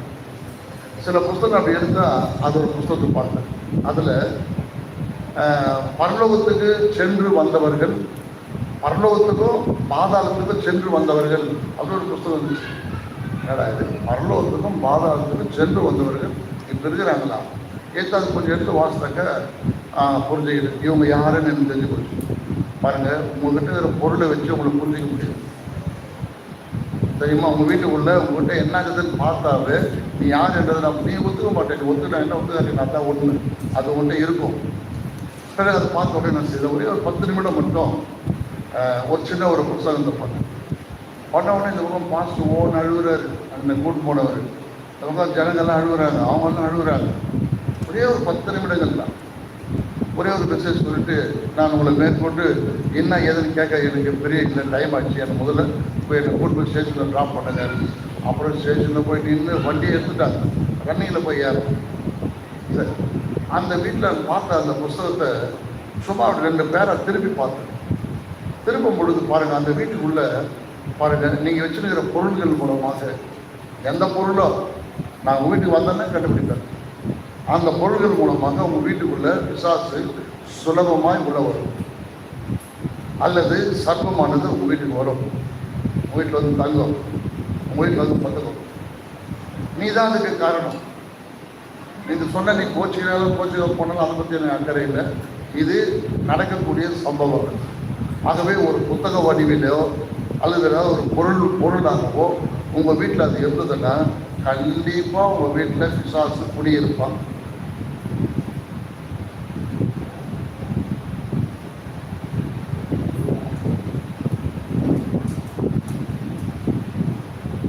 நீ என்னதான் உண்மையான கிறிஸ்தவர்களை கூட நடக்க ஆரம்பித்தாலும் உங்களுக்கு பொருள் சொல்றது யாரு? உங்கள் வீடுகளில் அவைகள் எங்கேயாவது இடத்துல அது இருக்கும். உனக்கே தெரியாது, உன் கண்ணுக்கே தெரியாது. ஒன்று நீ எடுத்துகிட்டு வந்திருப்ப, இல்லை உன் பிள்ளைங்க எடுத்து வந்திருப்பாங்க, இல்லது உன் கணவர் எடுத்து வந்திருப்பாரு, இல்லை யாராவது உன்னை சேலத்துக்கு எடுத்துகிட்டு வந்திருப்பாங்க. நீ அதை எடுத்து வெளியே போடுறது மனசில்லாத அதை எங்காவது வச்சிருவேன். அது அங்கே இருந்தாலே எங்க இருக்கிற ஆவிகளும் உள்ள வரும். இப்போ நான் இங்கே திருப்பி இங்கே வருகிறேன். அது நித்தியலாம் இந்த செப்பு தகவலாம் அவன் எழுதி நான் செய்வான், கட் பண்ணுவான். அது வரைக்கும் சின்னதாக கட் பண்ணி உருட்டுவான். உருட்டிட்டு அதில் கருப்பை மைய தடவி இந்த 2 ஓரத்தையும் மடித்து விட்டுருவான். மடிச்சுட்டு அதில் ஒரு கருப்பு கயிறு கட்டி விடுவான். அதில் தான் கொஞ்சம் அந்த கருப்பு கயிறு பெண்கள் இடுப்பில் கட்டியிருப்பாங்க. நீங்கள் எத்தனை பேர் கட்டிங்கிறீங்கன்னு எனக்கு தெரியல. இடுப்பில் கட்டியிருப்பாங்க. நீ என்கிட்ட வா, நான் உங்கள்கிட்ட நீ எங்கே கட்டினாலும் கண்டுபிடிப்போம். உங்கள்கிட்ட கர்த்தருடைய கிருபையினாலும் கர்த்தருடைய தயவினாலும், என்னுடைய அறிவினால புத்தினால கிடையாது, என்னுடைய தயவினால. ஆகவே இடுப்பில் கட்டிப்பாங்க. அப்படி இல்லைன்னா இந்த ஜாக்கெட்டுக்கு மேலே இங்கே கட்டிப்பாங்க. சரிங்களா? இடுப்பில் கட்டினாக்கா அது உங்களோட தொப்புளுக்கு நேராக வச்சு கட்டும்படி அவன் சொல்லியிருப்பான். நீங்கள் அப்படி கட்டினீங்க. இப்போ உங்களுக்கு தொப்புளுக்கு இருக்கப்போ யாரும் பார்க்க போகிறாங்க, யாருக்கும் தெரியாது. சரி, அப்படி இப்போ அந்த அம்மா அந்த பொண்ணு சர்ச்சை நம்ம வரும்போது நான் சொன்னேன், குளிச்ச வச்சு யாரு இல்லையா பொய் சொல்லாங்க. நீ அங்கே போனாவே குளிச்ச கட்டாமல் நீ வந்திருக்க மாட்டேன். ஆமாயான்ட்டு ஜாக்கெட் எடுத்து தூக்கி அது எடுத்துச்சு. அது எடுத்து காமிச்சு வேற எங்கே வச்சுருக்கிறேன்னு, வேற எங்கேயும் இல்லையாச்சு. உன் இடுப்பில் இருப்பாரு பாரு. இல்லையா, இடுப்பில் ஒன்றும் இல்லையாச்சு. இடுப்பில் ஒன்றும் இல்லைன்னு சொல்லலாம். ஐயா இடுப்பில் ஒன்றும் இல்லையா தெரிஞ்சு போச்சு. போய் முதல்ல போய் கைது எடுத்துடுவாங்க. அப்புறம் அங்கே வெளியே பாத்ரூம் அதை போயிட்டு இடுப்பில் கைது எடுத்துட்டு வச்சு வேற எங்கே வச்சுருக்கிறேன். நான் சொல்கிறதுனால நீயே கொடுத்துரு அப்படின்னு சொல்லி கொஞ்சம் மிரட்டுற தொழில் சொன்னோன்னே 3 குடிச்சு கட்டிடுது. 3வது என்ன தெரியுமா? இது வீட்டுக்கு தான் போய் பாருங்க. பாம்பு வடிவில் ஸ்பூன் வச்சுருப்பாங்க. செம்பில் பாம்பு மாதிரி இருக்கும். அது வித்துனா ஸ்பூனாக இருக்கும். அந்த ஸ்பூனில் தான் எண்ணெய் எடுத்து ஊற்றுறது அது ஊற்றுறதெல்லாம் யூஸ் பண்ணுவாங்க. வீட்டுக்கு தான் போய் பாரு. வச்சுனப்ப எப்படியாவது உள்ளே வரும். அந்த மாதிரி ஒன்று அந்த மாதிரி வச்சுருந்துச்சு. எடு அதையா அப்படின்னு. அப்புறம் எடுத்துக்கு அந்த பாம்பு மாதிரியே வச்சுருந்துச்சு. அப்போ என்ன சொல்லுது, ஐயா அந்த ஆள் என்னை உட்கார வச்சுட்டு ஒரு பாம்பு மாதிரி ஒரு சிலைக்கு முன்னாலே என்னை உட்கார வச்சுட்டு அதுக்கு எதுவும் மந்திரம் பண்ணிவிட்டு இந்த ஸ்பூன் மாதிரி தான் எனக்கு கொடுத்தாரு. உனக்கு அறிவு இல்லையா? இவ்வளோ பெரிய ஆண்டவர்கிட்ட வர செய்தி கேட்குற எல்லாமே சரி. நான் சொல்கிறேன், என்ன சொல்ல தெரியுமா? பல வருடம் வந்து இந்த பொண்ணு அது நான் பேர் சொல்ல நீ கண்டுபிடிச்சிருவீங்க. பழைய ஆளுங்க இருக்கிறவங்களாம் கண்டுபிடிச்சிருவீங்க. நான் சொல்லலை. அது அவ்வளோ நாள் இருந்தும் கூட இந்த சர்பத்தின் வித்து, இவனுங்கெல்லாம் சர்பத்தின் வித்து இது போல் செய்கிறவனுங்கெல்லாம் அவங்ககிட்ட போயிட்டு அவங்க கூட ஒரு பொருளை வாங்கிட்டு வந்தா நீ யாருன்னு கேட்டது. அதான் சொன்னேன், நீயே எடுத்துன்னு போ. அங்கே பாத்ரூம் இருந்துச்சு அந்த பக்கம், அந்த மூலையில் அதை போட்டு கொளுத்துன்னு. நீ கொளுத்து அது என்னதுன்னு உனக்கு தெரிய வரும். ஐயா எனக்கு பயமாகுது இருந்து. ஏன் போய் வாங்கினதுக்கெல்லாம் பயம் இல்லையா? இடுப்பில் கட்டிக்கிறது பயம் இல்லையா? கொளுத்துனா தான் பயமா? இல்லையா நீங்கள் கட்டுக்கிற, நீ தான் செய்யணும். நான் ஏன் அப்படி சொன்னேன்னா, இந்த அம்மாவே கொளுத்துனா தான் அந்த ஸ்பிரிட் இந்த பொம்பளை விட்டு வெளியே போகும். எல்லாம் போகாது. ஒரே முறை நீ போயிட்டு வந்தாவே அந்த ஸ்பிரிட் உங்க கூட இருக்கும். இதெல்லாம் நான் காலையில் சொல்ல வந்தேன். அதுவே அது என்ன செஞ்சது, நான் கொஞ்சம் கிருஷ்ணாவில் வந்து கொளுத்தோட பயந்து போச்சு. அந்த நெருப்பு மாதிரி எரியல, கிரீன் கலரில் எரியுது. நான் பார்த்தேன், நீ ஏன் பாரு எத்தனை அது என்னது தெரியுமா உனக்கு அப்படின்னு. அதை கொளுத்துட்டு அது எரிஞ்சு சாம்பலாக போகிற வரைக்கும் அங்கே நில்லு. அல்ல லூயா, கேட்குறீங்களா? சிரிக்காது, ஜாக்கிரதை, இது உன்னோடு கூட கடந்து போயிடும். அந்த வித்து இப்போதும் இருக்குதுன்னு நான் சொல்லினுக்கிறேன். நீங்கள் சிரிச்சுன்னு ஏதாவது பண்ணின்னு உட்காந்துருந்தீங்கன்னா நீ கேர்ஃபுல், அது உங்க கூட வரும். விளையாட்டு கிடையாது நான் பேசுறது, தமாஷு கிடையாது. நீ இஷ்டமாக எதோ கேட்குறேன்னு நினச்சிட்டு இருக்காரு. அதை வந்து இது போல செய்தி நான் சொல்றதில்லை. ஆகவே அது கொளுத்தின பிறகு அது எரிந்து சாம்பலாக போயிடுச்சு, இல்லாத போயிடுச்சு. அதாவது மறைஞ்சு போச்சுங்க, டிஸ்அப்பியர். நான் சொன்னேன், எத்தனை ஒரு பொருள் எப்படிப்பட்ட பொருள் பார்த்தியா என்று சொல்லி, அதுக்கப்புறம் அதை திட்டி இனிமேல் அப்படி செய்யாதுன்னு சொல்லி அனுப்பிச்சேன். அப்புறம் கொஞ்ச நாள் வந்துட்டு வராமல் போயிடுச்சு. அதுக்கப்புறம் இப்போ குழந்தை பெற்று வச்சுது. சரி, ஓகே, அது இருக்கட்டும். இப்போது சர்ப்பத்தின் வித்து இப்படியாக எல்லாரோட குடும்பங்களிலும் வீடுகளிலும் யாரோ ஒருவர் மூலமாக விவாகம் பண்ணும்போதோ அல்லது ஏதாவது ஒன்று செய்யும் போதோ இவர்கள் அதை உள்ளே கொண்டு வருவார்கள். உனக்கு தெரியாது இது. இப்போ நான் சொல்கிற விஷயங்கள்லாம் உனக்கு புரிந்தா இருந்தால் உனக்கு புரியும், இல்லைன்னா தெரியாது.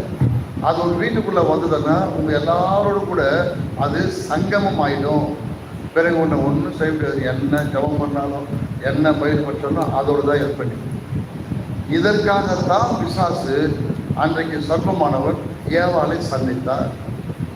அவன் சந்தித்தபடியே இன்றைக்கு அவன் ப்ராஃபிட் சொல்லுகிறார், அவன் வெற்றி பெற்றான், வெற்றி அடைஞ்சிட்டான். இன்னைக்கு எல்லாரோடத்துல எல்லாருக்கிட்டே இருக்கிறான். சரிங்களா? ரைட். இன்னைக்கு நீங்கள் இந்து மதத்தில் இருக்கக்கூடிய அந்த தெய்வங்களை பார்த்தீங்கன்னா சர்வம் இல்லாத எந்த தெய்வமும் இருக்காது. இப்போ இந்துக்களுக்கு தெய்வமே சர்வம். இப்போ ஒரு முருகன் பார்த்தீங்கன்னா அந்த முருகன் என்ற அந்த சாமிக்கு முன்பாக சர்வம் நின்று இருக்கும். அதுக்கு பின்னால் தான் மயில் நிற்கும், அதுக்கு பின்னால் தான் அந்த வேல் இருக்கும், அதுக்கு பின்னால் தான் இவன் இருக்கும், இவன் கூட ரெண்டு பொடாட்டி இருக்கும். அதே போல் எந்த சாமி எடுத்தாலும் சர்வத்தோடு இல்லாத ஒரு சாமியும் இந்துக்களில் கிடையவே கிடையாது. இவர்கள் இப்போ அதே போல் சூரிய கிரகணம்னு சொல்லுவாங்க. என்ன சொல்லுவாங்க தெரியுமா? சூரியனை பாம்பு விழுந்ததுன்னு சொல்லுவாங்க. கேள்விப்பட்டுக்கிறீங்களா? கேள்விப்பட்டிருப்பீங்க. சந்திர கிரகணம்னு சொல்லுவாங்க. சந்திரனை ஒரு பாம்பு விழுந்தது என்று சொல்லுவாங்க. இன்னொன்று சொல்கிறாங்க, நட்சத்திர கூட்டங்களில் சர்வம் என்பது கூட நட்சத்திரம் கொடுத்த ஒரு கூட்டம். அது நான் பேசுறது உங்களுக்கு புரியாது, நான் வரைந்து காண்பிக்கணும். எனக்கு இப்போ அதெல்லாம் நேரம் இல்லை. உங்களை எச்சரிக்கை மட்டும் நான் செய்கிறேன். நான் பேசுறது ஏதோ தமாஷு விளையாட்டு அல்லது ஏதோ கதை சொல்றவன்னு போயிடாத. நீ கேர்ஃபுல். இந்த ஆவி உன்னை பயன்படுத்தி பிறகு உன்னை நரகத்துக்கு கொண்டு போகும். உன் சந்ததியும் அந்த சர்ப்பத்தின் சந்ததியாக வரும். கொஞ்சம் தவறினா அது உள்ளத்துல வரும். ஆகவே தான் நான் இந்த தாய் தகப்பனுக்கு உன்னோட பிள்ளைகளை கவனின்னு சொல்லிருக்கிறேன். உனக்கு அது தெரியாது, இவர்கள் எப்படியாவது அதை செய்துவாங்க, கொண்டு வருவாங்க. சரி, அதில் போனால் இன்னும் டீப்பாக போனால் நீங்கள் நான் ஏற்கனவே சொன்னேன், நீங்கள் மனசை கஷ்டப்படுறீங்க. சொல்லுங்கள், என்ன சொல்லியது? இப்படி இன்றைக்கு மக்கள் மத்தியில் சாத்தான் சர்வத்தின் வித்தானது மக்களோடு மக்களாக இன்றைக்கு சங்கமமாகி ரைட் ஆகிட்டு உட்காந்து வெளிப்படையாக சொல்ல மாட்டேன்னா என்னோட சொல்கிறேன்னா இந்த ஆவிகள் எங்கே இருக்குதுன்னா எல்லா சபைகளிலும் இருக்கிறது. All churches. இப்போ இயேசுவை கிறிஸ்துவை வணங்கக்கூடிய அந்த இடத்திற்கே வந்துச்சு. 2 தெசலோனிக்கேயர் 2ஆம் அதிகாரம் 3-4 படி. ஏதோ விளையாட்டு தமாஷை நினைச்சு போகாத. எவ்விதத்தினாலும் ஒருவனும் உங்களை மோசம் போக்காதபடிக்கு எச்சரிக்கையாயிருங்கள். ஏனெனில் விசுவாச துரோகம் முந்தி நேரிட்டு கேட்டின் மகனாகிய பாவ மனுஷன் வெளிப்பட்டால் ஒழிய அந்த நாள் வராது. அவன் எதிர்த்து நிற்கிறவனாயும் நான் இந்த பசங்க நான் பேசும்போது எதிர்த்து பேசுறேன், எனக்கு புரியதே இல்லை. ஏன்னு எனக்கு தெரியும். உனக்கு என்ன தெரியும்? பார்த்தேன் எங்கள் பையனை எங்கள் பொண்ணை பார்த்து சொல்கிறான்னு நினைப்பேன். எப்பொழுதுமே எதிர்த்து நிற்கக்கூடிய சுபாவம் சர்வத்துக்கு மட்டுமே உண்டு. அந்த பாம்பு அடிக்கும் போது நீங்கள் பார்த்தீங்களா? யாராவது பாம்பு வச்சுக்கிறீங்களா? சர்வம் வச்சுக்கிறீங்களா? அது 3 நாள் நின்று ஆடும்போது வச்சுக்கிறீங்களா? இல்லை எப்படி வச்சு தெரியல எனக்கு, எப்படி வச்சுக்க. அது என்ன செய்யும்? உன்னை பார்த்து ஒன்று ஓடிடும், பயந்து. நீ ஆண்டோட மனுஷனாக இருந்தா. அப்படி இல்லைன்னா உன்னை பார்த்து சீர ஆரம்பிக்கும், அல்லது உன்னை பார்த்து வாயை எப்படி திறக்கும். நீங்கள் பார்த்துருந்தீங்கன்னா உங்களுக்கு தெரிய வரும். வாயை திறந்து மூடும். ரொம்ப இதெல்லாம் செய்யாது, உனக்கு தெரியாது. நான் பார்த்துருக்கிறேன். மாத்திரை இல்லை, இந்த பாம்புகளை ஒரு சப்ஜெக்டாக படிக்கிறதுக்கு அகமதாபாத் போயிட்டு அங்கே படிச்சுட்டு வந்தேன். ஏன் போனேன்னு எனக்கு தெரியாது. எல்லாம் என்னை அனுப்பிச்சாங்க. நான் போனேன். அவன் நினச்சதான் அகமதாபாத்தில் காந்தி பிறந்த ஊர். அந்த இடத்துல போயிட்டு அங்கே ஒரு பெரிய ஜூ இருக்குது. அங்கே கொண்டு போய் பெரிய பெரிய பாம்புகளை காமிச்சு அதை பற்றியெல்லாம் என்கிட்ட பேசினாங்க. நான் நீங்கள் ஃப்ரீயாக இடத்துல வாங்க, பாம்புகளை பற்றி சொல்லுங்க ஏன்ற. ஒவ்வொரு பாம்பும் எப்படி அது இருக்கும், எப்படி படுக்கும், எப்படி தூங்கும், எப்படி பண்ணும் அப்படின்னு அவங்க சொல்ல முடியும். சரிங்களா? இது உனக்கு தெரியறதுக்கு வாய்ப்பு இல்லையா? நீ அதை பற்றி யோசிச்சிருக்க மாட்டேன். அது என்னாலும் தெரியல. பேய் ஏதோ பண்ணிக்க வேண்டும் என்ன நான் ஏதோ சொல்ல வந்தேன். எப்படி அதெல்லாம் பார்க்கறதுக்கு எனக்கு ஒரு தருணத்தை கிடச்சிச்சு. அதுவே எனக்கு பிடிக்கல தான், ஆனாலும் அது எனக்கு கிடைச்சது. நான் அங்கே போகும்போது சில காரியங்களை பார்த்தேன். சரி, ஓகே, அதன் மேலே நிறைய நான் போக விரும்பல. உனக்கும் ப்ராப்ளம் ஏற்படும். நான் பேசும்போது அது ஏற்படும். நல்லா தெரியும் எனக்கு. நீங்கள் கவனிச்சுட்டே வாங்க. உன்னை சொல்லி எச்சரிக்கிற பொருளை மட்டும் சொல்கிறேன். இதெல்லாம் கட் பண்ணுறேன். என்ன சொல்கிறேன்? படிக்கிறது. அவன் எதிர்த்து நிற்கிறவனாயும் தேவன் எண்ணப்படுவது எதுவோ, ஆராதிக்கப்படுவது எதுவோ அவை எல்லாவற்றிற்கும் மேலாக தன்னை உயர்த்துகிறவனாயும் தேவனுடைய ஆலயத்தில் தேவன் போல உட்கார்ந்து. இதுதான் முக்கியம். இப்போ இவன் அப்படியே போய் மக்கள் மத்தியில் போய் ஜனங்கள் மத்தியில் போய் எங்கே வந்தான்? இப்போ தேவாலயத்திற்கு வந்திருக்கா. தேவாலயத்தில் உட்கார்ந்து கொண்டு தேவனுக்கு எதிர்த்து பேசுறது போல இன்றைக்கு சபைகளில் ஸ்தாபனங்களில் பேசிக்கொண்டு இருக்கிறார். நான் இதெல்லாம் அடுத்த வாரத்தில் சொல்கிறேன்னு சொல்லிக்கிறேன். அடுத்த வாரத்தில் இன்னும் ரொம்ப டீப்பாக போகலாம். சில படங்கள்லாம் போட்டு காண்பிக்கிறவங்க. நம்ம அந்த இது ப்ரொஜெக்ட் இருந்தால் உங்களுக்கு படமாக போட்டு காமிக்கலாம். நிறைய வாங்க வேண்டியது. எங்கே 2000 ரூபாய் கேட்டதுக்கு தலைக்காடு நின்று யாரும் அதை பற்றி பேசலை. வேறு யாரும் அதை வசூல் பண்ணவும் இல்லை. வசூல் பண்ணணும் 7 மணி நேரம் உட்காந்துக்கிறாரு. எதனா ஒன்று ஆயிடுச்சுன்னா அப்படி உட்காந்துக்கிறீங்க. ஏதோ பண்ணுது உங்களை, ஏதோ பண்ணுது. ஆகவே ஒரு தன்மைகள் அப்படி தலைக்கவே மாறி போகுது.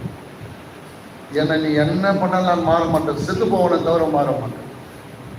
நான் கோயிங் டு டை. மற்றபடி மாற மாட்டேன். என் ஸ்டாண்டில் தான் நிற்பேன். நீ என்னை எதிர்த்தாலும் சரி, எதுக்கு அவன் போனாலும் சரி, ஏற்றாலும் சேர்த்து அவன் போனாலும் சரி நிற்பேன். எங்கே அந்த மாதிரி ஜனங்க இங்கே?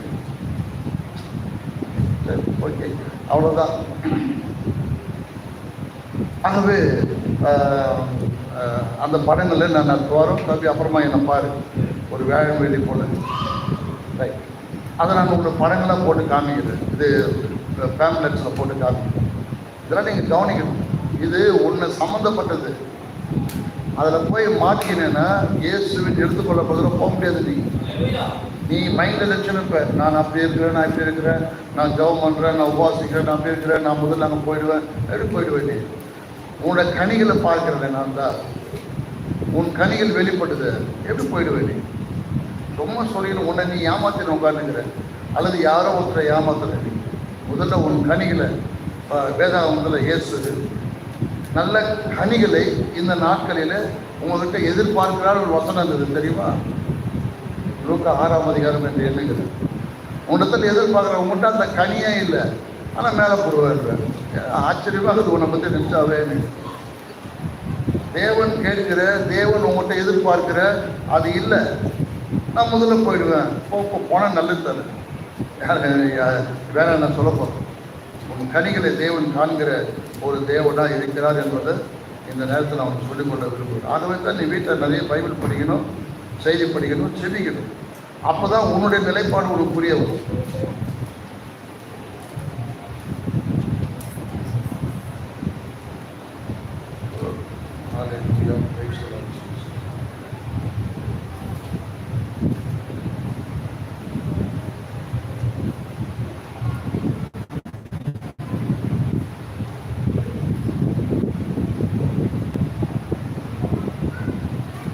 சபையார் எல்லாருக்கும் சொல்லுகிற, இயேசு கிறிஸ்து உங்களிடத்துல இந்த நாளில் அவர் உங்கள்கிட்ட ஒரு கனிகளை எதிர்பார்க்கிறார். நீ கண்டிப்பாக நீ நல்ல மரமானால் நல்ல கனியை கொடுப்பேன், கெட்ட மரமானால் கெட்ட கனியை தான் கொடுப்பேன். நீ என்ன பண்ணாலும் அதான் செய்வ. நீ உன்னை யாராலும் மாற்ற முடியாது. நீயாகவே விழுந்து வணங்கி கத்தரத்தில் அழுது ஜெபித்து உறங்காமல் உண்ணாமல் உட்கார்ந்து ஆண்டத்தில் அந்த கிருவை பெற்றால் ஒரு வேலை தப்பிப்பேன். ஒரு வேலை நான் சொல்றபடி இருக்கிற ஜனங்க யாராவது உண்மைகள்னா ஓடி போய் தேவ சோதனை விழுந்து பணிந்து குடிந்து உன்னுடைய தன்மைகளை மாற்றிக்கொண்டு அவரிடத்துல போவதற்கு முயற்சி செய்யும். இல்லைன்னா நரகம் என்பது உனக்கு நிச்சயம். ஒன்று யாரும் ஒன்றும் செய்ய முடியாது. பிரியமல்ல, ஜாக்கிரதை, தப்பித்துக் கொள்ள முயற்சி செய்யும். இவ்வளோ பெரிய கிருபையின் செய்தியில் வந்துட்டு நரகத்துக்கு போயிடாது. நீ என்னெல்லாம் பேசுற, எப்படி நடந்துகிறேன்னு நீயே நோக்கி பாரு, சரி செய்துக்கோ. கர்த்தர் உனக்கு கிருபை தருகிறவர்கள் சரி செய்துக்கோ. இயேசுவானவர் இடத்துல வரும்போது முதல்ல உங்கள்கிட்ட கனியை தான் எதிர்பார்ப்பார். கேட்குறீங்களா? நம்ம மத்தியில் உட்காந்துற கனி இல்லை. கனி என்றால் கிரியைகள், செயல்கள். உங்கள்கிட்ட எதிர்பார்ப்பார். கேட்குறீங்களா? உங்கள்கிட்ட கனி, இந்த மரமாகிய உங்கள்கிட்ட தேவன் எதிர்பார்க்குற கனிகளை நீ கொடுக்காம நீ அங்கே போக முடியாது. எழுதி வச்சுக்கோ உள்ளத்தில். அதன் பிறகு அதற்காக போய் முயற்சி செய். ஏதோ வந்தோமா போனோமா நான் அப்படி செய்து இருந்துடாது. என்னால் தேட முடியல. சரி, நான் அடுத்த பகுதிக்கு போகலாமா? அல்லேலூயா. இவைகள், இந்த சர்ப்பமானது, இந்த சர்ப்பத்தின் வித்து இந்த பூமியில உங்களோடு கூட சம்பந்தப்படும்படிதான் ஏவாளை அவன் கெடுக்க வேண்டியதான். அன்னைக்கு கெட்டா வந்தா போனா இல்லை, இன்னைக்கு அவனை என்ன பண்ணுகிறான்? அவன்கிட்ட என்ன பண்றான்? அவனை சும்மா தூங்கிக்கிறானா? அதோட மறைச்சு போயிட்டானா? இல்லாம போயிட்டானா? இருந்துகிட்டே இருக்கிறான். அவன் தொடர்ந்து அவனுடைய வித்தை பெருசாக்கி இன்றைக்கும் கடைசி முறையா இன்றைக்கு மக்கள் மத்தியில் ஜீவித்துக் கொண்டிருக்கிறான். அல்லேலூயா. நான் அடுத்த வாரம் வரும்போது கனிகள் என்ற ஒன்றை மட்டும் சொல்றேன். கனி என்றால் கிரியைகள். உங்கள்கிட்ட தான் இருப்பார். என்னதுன்னா போய் இரவும் பகலும் உட்கார்ந்து முழங்கால் படித்து அழுது ஜெபித்து மாற்றிக்கணும். அந்த ஒரு வழியில மாற்றிக்கொள்ள முடியும். இல்லை என்றால் மாற்ற முடியாது. லூயா. விளையாட்டை எடுத்துக்காத, தமாஷா எடுத்துக்காது. சரிங்களா? ஓகே, சரி, தேட முடியல. இப்போ பிசாசு அந்த சர்வத்தின் வித்து இன்னைக்கு எல்லா சபைகளும் உள்ள வந்துட்டான். தேவாலயத்தில் உட்கார்ந்துக்கிறதாக இப்படி பைபிள் சொல்லுது. தேவாலயத்தில் தேவன் போல் உட்கார்ந்து கொண்டு தன்னைத்தான் தேவன் என்று காண்பிக்கிறான் என்ற நிலைப்பாடு இங்கே வந்துச்சு. இவைகள் இன்னைக்கு இருக்கிற எல்லா ஸ்தாபனங்களும் சபைகளும் அவனை தான் வணங்கி கொண்டிருக்கிறார்.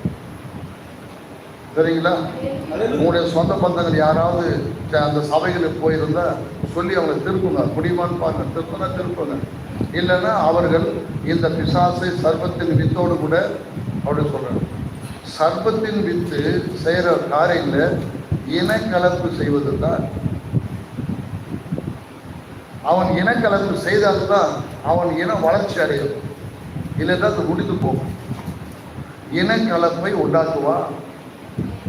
ஆகவே ஜாக்கிரதையா இருங்க, கவனித்து பாருங்க. பாருங்க, நான் காலையில் சொன்ன ஒரு விஷயத்தை திரும்ப கொண்டு வருகிறேன். ரோமன் சாப்டர், ரோமனுக்கு எழுதின நிருபம்,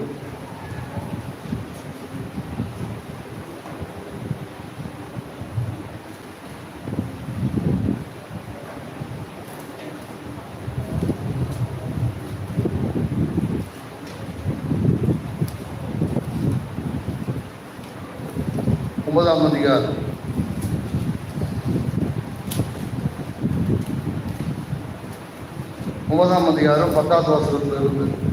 இதுவும் அல்லாமல் நம்முடைய பிதாவாகிய ஈசாக்கு என்னும் ஒருவனாலே ரெபெக்காள் கர்ப்பவதி ஆனபோது பிள்ளைகள் இன்னும் பிறவாமலும் நல்வினை தீவினை ஒன்றும் செய்யாமலும் இருக்கையில் தேவனுடைய தெரிந்து கொள்ளுதலின் படி இருக்கிற அவருடைய தீர்மானம் கிரியைகளினாலே நிலை நிற்காமல் அழைக்கிறவராலே நிலை நிற்கும்படிக்கு மூத்தவன் இளையவனுக்கு ஊழியம் செய்வான் என்று அவளுடனே சொல்லப்பட்டது. அப்படியே யாக்கோவை சிநேகித்து ஏசாவை வெறுத்தேன் என்றும் எழுதியிருக்கிறது.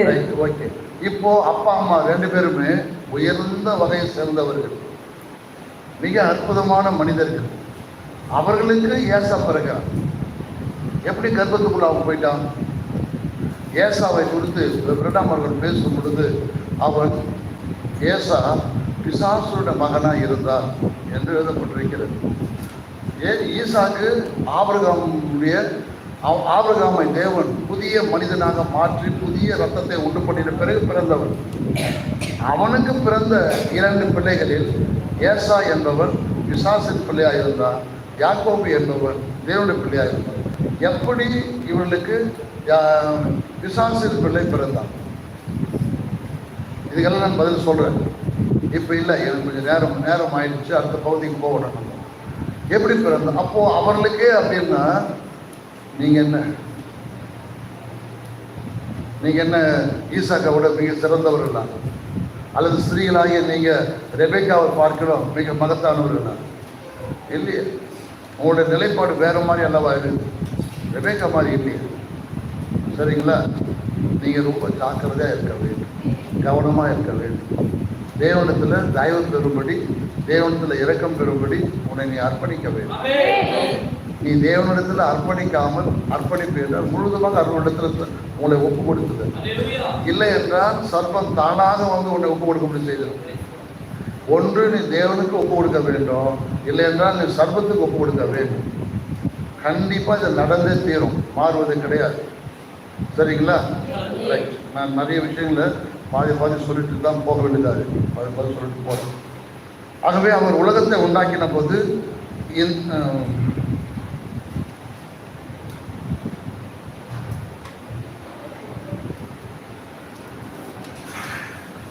நீங்கள் முதலில் ஜபம் செய்ய வேண்டும். செய்திப்படிகள் படிவுது 116 பேரா நம்பர் 116. கொஞ்சம் சில 2-3 பேரா மட்டும் வாசித்து முடிகிறது. நான் சொன்னதை நான் நிறுத்திடுறேன். எனக்கு நேரம் இல்லை, நேரம் அதிகமாகிறது. நிறைய பேர் நீங்கள் வெளியில் ரொம்ப தூரம் போகிறவங்க இருக்கிறீங்க, அந்த மாதிரி நான் நேரத்தை மிச்சப்படுத்திடுறேன். ஆனால் நீங்கள் தனிமையாக வந்து கேட்டீங்கன்னா நிறைய சொல்ல முடியும். இப்பவும் சொல்லிடுறேன், எப்பவும் சொல்லிடுறேன். இப்போது ஒரு நிமிஷம் மட்டும் பார்த்தீங்கன்னா, தேவனாகிய கர்த்தர் மனிதனோடு மனிதனாக இருந்த பெண்ணை தனியாக பிரிக்கிறதுக்கான ஒரு காரணம். இல்லைன்னா அந்த பெண்ணும் ஆணுமாக அவர்கள் இருந்திருப்பாங்க. ஒரு நோக்கம் இருந்தது. நாம் இங்கே சொல்லும்போது அவர் மனிதனில் இருந்த பெண்ணின் ஆவியை எடுத்து அதை கொண்டு ஸ்திரீ உண்டாக்கினார். கேட்குறீங்களா? கொஞ்சம் வெளிப்படையாக சொல்கிறேன். கேள்வி என்கிட்ட நீ கேட்க விரும்பினா இதை குறித்து கேட்கணும். ஒரு ஸ்திரீயை தேவன் சிருஷ்டித்ததின் நோக்கமே சர்வமானது அவரிடத்துல பிரவேசிக்க வேண்டும் என்பதற்காகத்தான். அதிர்ச்சியா இருக்கும் உங்களுக்கு. அப்படிதான் நடந்துச்சு. மற்றபடி இவன் வந்து அதுக்குள்ள உள்ள போக முடியாது. சரிங்களா? ஆகவே படிங்க 119.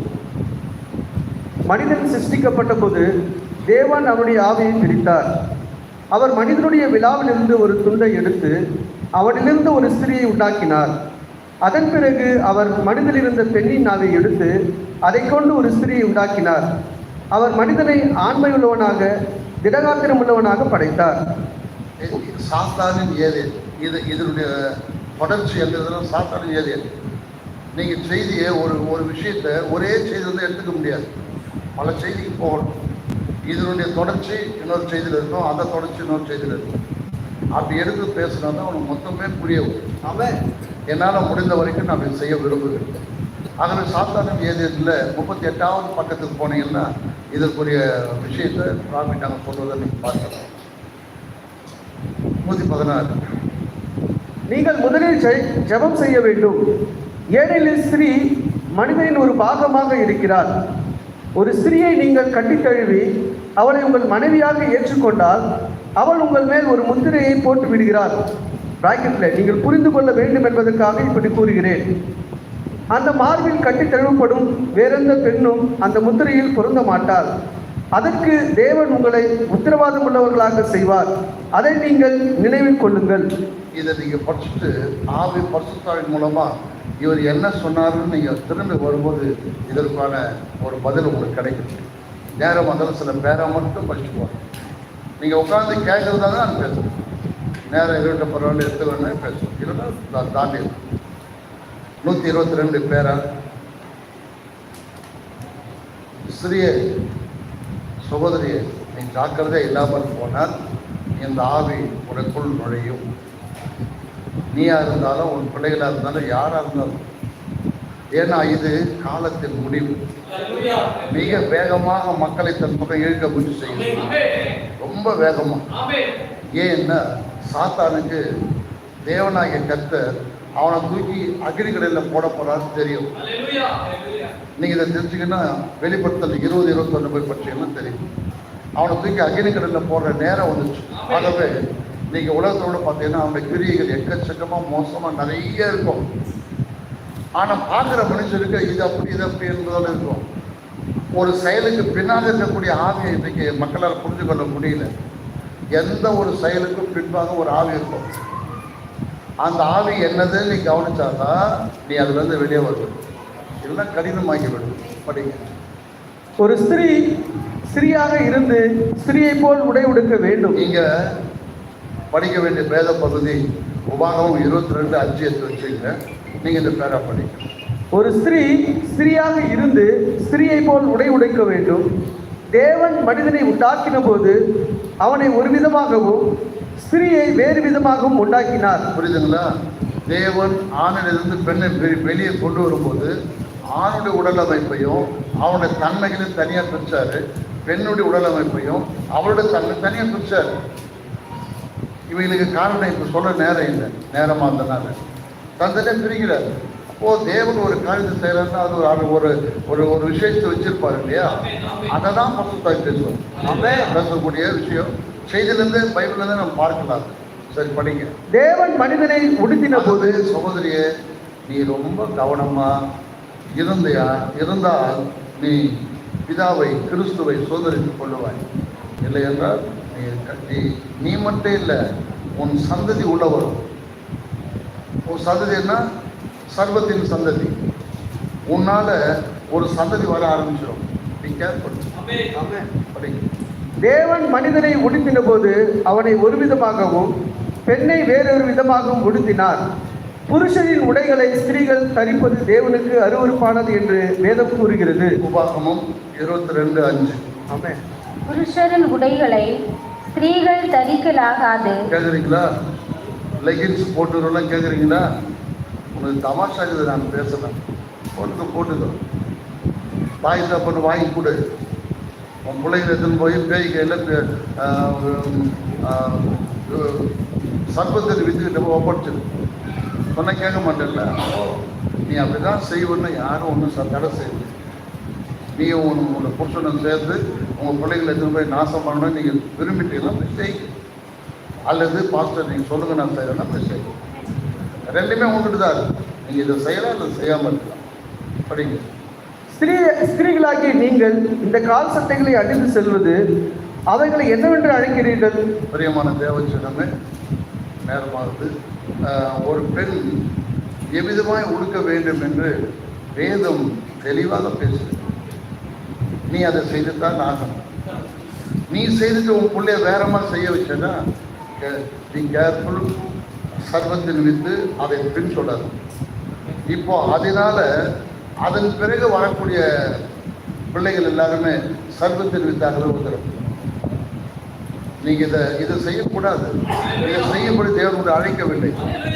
நீ தேவனுக்கு கீழ்ப்படிந்து, வார்த்தைக்கு கீழ்ப்படிந்து, வார்த்தை சொல்வதை மட்டுமே நீ செய்யணும்.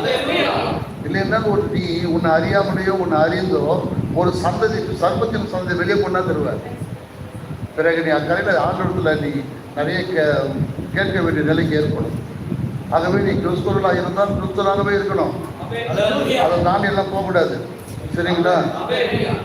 அல்லேலூயா. 130 பேரா நம்பர் 130. இவர் படிக்கிறதை கேளுங்க. பேரா நம்பர் 130 கொஞ்சம் வேகமாக. அந்த பெரிய இங்கிலாந்து பிரபு, ஜனநாயகம் என்பது எல்லாம் பாய்மரமாக உள்ளது, அதில் நங்கூரம் எதுவும் இல்லை என்று கூறியதில் வியப்பொன்றும் இல்லை. அது உண்மை. எதனா புரியுதா? இங்கிலாந்து தேசத்தினுடைய ராஜாவாக இருந்த ஜார்ஜ் முதல் ஜார்ஜ், அவன் என்ன சொல்லுகிறான், ஜனநாயகத்தை குறித்து பேசும்போது அவன் என்ன சொன்னான், ஜனநாயகம் பாய்மரமாக இருக்குது. பாய்மரம்னா அந்த காலங்களில் பெரிய பெரிய கப்பலில் பாய்மரம் கட்டுவாங்க. மிக உயர்ந்த இடத்துல பாய்மரம்னா ஒரு எந்த காற்றுலையும் கிழியாத துணியை மேலேருந்து கீழ் வரைக்கும் கட்டி விடுவாங்க. அந்த துணி காற்றுல பறந்து எந்த பக்கம் பறகுதோ அந்த பக்கமாக கப்பல் போகும். பாய்மர கப்பல் என்று பெயர் அதற்கு. ஆகவே இவர் என்ன சொல்றாரு, ஜனநாயகம் என்பது பாய்மரமாக இருக்கிறது. பாய்மரம் என்பது அது எந்த பக்கம்னாலும் போயிடும், காத்தடிக்கிற பக்கம் திரும்பும். பாய்மர கப்பல் எல்லாம் நீ நினைக்கிற இடத்துக்கு போகாது. அது மாத்திரம் இல்லை, அந்த பாய்மர கப்பலில் நங்கூரம் இல்லைன்னு அப்படின்னு ஜனநாயகம் என்பது அப்படிப்பட்டது. அப்படின்னு நங்கூரம் இருந்தால்தான் ஒரு கப்பல் எந்த விதமான சேதம் ஏற்பட்டாலும், புயல் ஏற்பட்டாலும், கடலில் பெரிய புயல்கள் தோன்றினாலும் அது கவிழாமல் இருக்க வேண்டுமென்றால் நங்கூரம் இருக்க வேண்டும். சபையே அதே போல உனக்கும் கூட ஒரு நங்கூரம் இருக்கிறது. அந்த நங்கூரம் போடும் பொழுது நீ என்ன பிரச்சனைகள், என்ன ப்ராப்ளங்கள், என்ன தொல்லைகள் வந்தாலும் நிலைத்து நிற்க முடியும். அந்த நங்கூரம் கிறிஸ்துவே. கப்பல் என்பது ஒரு வாழ்க்கை. பாய்மரம் என்பது காற்று அடிப்பதினால் திசை தவறி போகிற அந்த கப்பலை போல நீ ஒரு பாய்மரமாக இருப்பாய். எந்த வழியில் ஓடி நிற்ப. ஆனால் ஒரு இடத்துல நங்கூரம் கிறிஸ்து என்ற ஒரு இருந்தால் ஒரு இடத்துல அந்த நங்கூரை பாய்ச்சும் பொழுது போய் அப்படி நின்றுடும். எந்த விதமான கடலில் புயல் ஏற்பட்டாலும் நீ அந்த கப்பல் அசையும், கீழே விழுகிற மாதிரி வரும், ஆனால் கவிழ்ந்து போகாது. ஆகவே உங்கள் வாழ்க்கையில் கிறிஸ்து என்பவர் நங்கூரமாய் இருக்க வேண்டும். அப்போது நீ தவற மாட்டேன், ஸ்டாண்ட் பண்ணி நிற்க முடியும். நீ அந்த கடலில், வாழ்க்கை என்ற கடலில் விழுந்து மூழ்கி போக முடியாது. இல்லை என்றால் மூழ்கி போவாய். இந்த காலத்தை நீ சற்று நன்றாக ஆராய்ந்து அறிந்து கொள்ள வேண்டும். இவை நீ வாழ்ந்து கொண்டிருக்கால நீ இஷ்டமாக சுலபமாக போய் வாழ்ந்து என்கிட்ட நிறைய பேர் சில பேர் பேசும்போது அநேக காரியங்களில் அசாதாரணமாக பேசி போயிடுவான். எனக்கு ரொம்ப ஆச்சரியமாக இருக்கடா, என்ன பேசுறதுன்னு தெரியாது பேசிட்டு போகிறாங்க. அதெல்லாம் என்கிட்ட பேசல இருக்கிறாங்க. நான் ஒன்றும் சொல்ல முடியாது, ஏன்னா அவன் தீர்மானித்துக்கிறான். இப்படிதான் ஐயா, இப்படிதான் ஐயான்றான். சரி இப்போ ஐயா இது இருக்குது, நான் என்ன செய்யலான்னு கேட்டால் நான் சொல்லுவேன். இப்படிதான் நானே தீர்மானிக்கிறான். அப்படிதாங்க அப்படின்றான். சரி ஓகே, என்ன நான் ஒன்றும் செய்யணும். நீ போய் எங்கன்னா மாட்டிக்கிறப்பா ஒரு மூலையில், அப்படி மூலையில் போய் நின்று இது உலகம் திரும்ப முடியாது. அப்போ புரியும். அந்த மாதிரி நிறைய பேர் நான் பார்க்குறேன், இன்னொரு மாட்டினவர்களெல்லாம் பார்க்குறேன். நீ போய் கொஞ்சமாக இந்த சவுத்தில் அப்படி அப்படி அப்படி அப்படி அப்படி அப்படி போயிட்டே இருப்பேன்.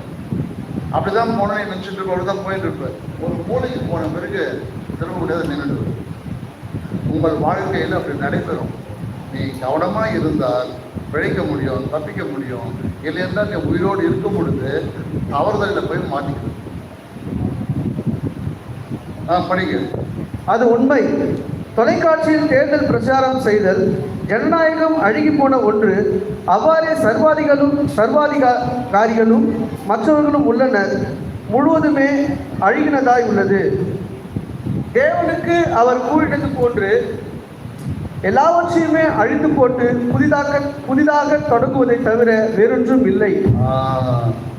இதுவரையில் உங்கள் வாழ்க்கையில் உன்னுடைய வயதில் இருக்கக்கூடிய எல்லாரும் தூக்கி தூரம் போட்டுட்டு புதிதாக இயேசுவை துவங்க. நான் உனக்கு ஒரு நல்ல ஒரு ஆலோசனை கொடுக்கிறேன். இல்லையா, நான் முன்பு போலவே பழைய வாழ்க்கையிலேயே நான் மிக சிறப்பாக இயேசுவோடு ஓடிக்கொண்டிருக்கிறேன். ஓடு, எங்கேயாவது தவறினால் நில். அந்த ஓட்டத்தோடு இயேசு சேர்க்காத. இயேசு சேர்க்க மாட்டார். எல்லாத்தையும் தூக்கி ஓரம் கட்டிட்டு புதிய ஒரு வாழ்க்கையை துவங்கு. அப்பொழுது நீ பிழைப்பார். இல்லை என்றால் பழைய ஓட்டத்தோடு கூட இந்த ஆவியோடு கூட சேர்ந்து ஓடிட்டு இருப்ப. உனக்கு தெரியாது. நின்று உன் நாட்களை சற்று தெரிவிப்பார். நீ எதோடு சேர்ந்து ஓடிக்கொண்டிருக்கிறாய். ஆனால் வாயில மட்டும் சொல்லுவ இயேசுவே இயேசுவே இயேசுவே இயேசுவே சொல்லிக்கொண்டிருப்ப. ஒரு ஞாபகம் வருது. எங்கள் சகோதரி பெங்களூர்ல இருக்கிறாங்க, கேட்டுக்கொண்டிருப்பாங்கன்னு நினைக்கிறேன். கேட்கட்டும். அவருடைய கணவனுக்கு என்னை பார்த்தா பிடிக்கல. என் வீட்டுக்கு உங்கள் அண்ணன் வரக்கூடாதுன்னா நல்லது சொன்ன நாளிலிருந்து அந்த குடும்பத்தில் பயங்கரமான ப்ராப்ளம், பயங்கரமான தொல்லை. அந்த வீட்டுக்குள்ளே பிசாசு குடியிருந்து கொண்டிருக்கு. இவங்களே சொல்கிறாங்க, பசங்களே சொல்கிறான், ஆமாம் ஆமாம் எங்கள் வீட்டில் பேர் இருக்குது அதை பார்க்குறோன்னு சொல்கிறான். ஆனால் அந்த புரியல, என்னை ஏற்றுக்கவே இல்லை. என்னையும் அவன் தள்ளது என்னோடு இருக்கக்கூடிய கிறிஸ்துவ தலைவர். எனக்கு என்ன வந்தது? நீ சேர்த்துக்கிட்டா, நீ கூப்பிட்டா நான் வருவேன். உன் குடும்பம் நிச்சயமாக ஆஸ்வதிக்கப்படும். இல்லைதான் எனக்கு தெரியாது. நீ அடி இப்போவும் புரியல. இப்போ அடியாத ஊழ்ந்துட்டு இருக்குது. அதனால எனக்கு புரியல. கொஞ்ச நாள் போட்டோம். அதே போல மூலையில் போய் நிற்பான். அப்போ தெரிய வரும், அப்போ புரிய வரும். தள்ளினது இயேசு சொல்லுகிறார் மத்திய 10ஆம் அதிகாரத்தில், அவர்கள் உங்களை தள்ளவில்லை, என்னை தள்ளினார். அதுவே இன்னைக்கு கேட்டிருப்பாங்கன்னு நினைக்கிறேன். நான் இதெல்லாம் சொல்லுவோம், அது கஷ்டமாக தான் இருக்கும். ஆனால் அவங்களும் தவறாக போகக்கூடிய அவங்க அப்பாவை ஏற்றுக்கிறானே தவிர, ஏன்னா பேசும்போது மாமா நீங்கள் சொல்றதெல்லாம் சத்தியம் பிலாத்தமான்னு சொல்லுவாங்க. பிலாத்தான் சொல்லிவிட்டு போய் கை கழுவிட்டான். நீ சொல்றதெல்லாம் சத்தியமாகும். அப்புறம் பார்த்தா இன்னொரு சபைக்கு போயிடுவான். இன்னைக்கு ரொம்ப கஷ்டமான நிலை, வைக்க முடியுற மாதிரி நிலைக்கு ஏற்படுது. அப்புறம் நான் சரி தங்கச்சி பிள்ளையாவர் ஆயிட்டா. என் தங்கச்சியும் வந்து ரொம்ப செய்தியை ரொம்ப நேசிக்குது, விசுவாசிக்குது.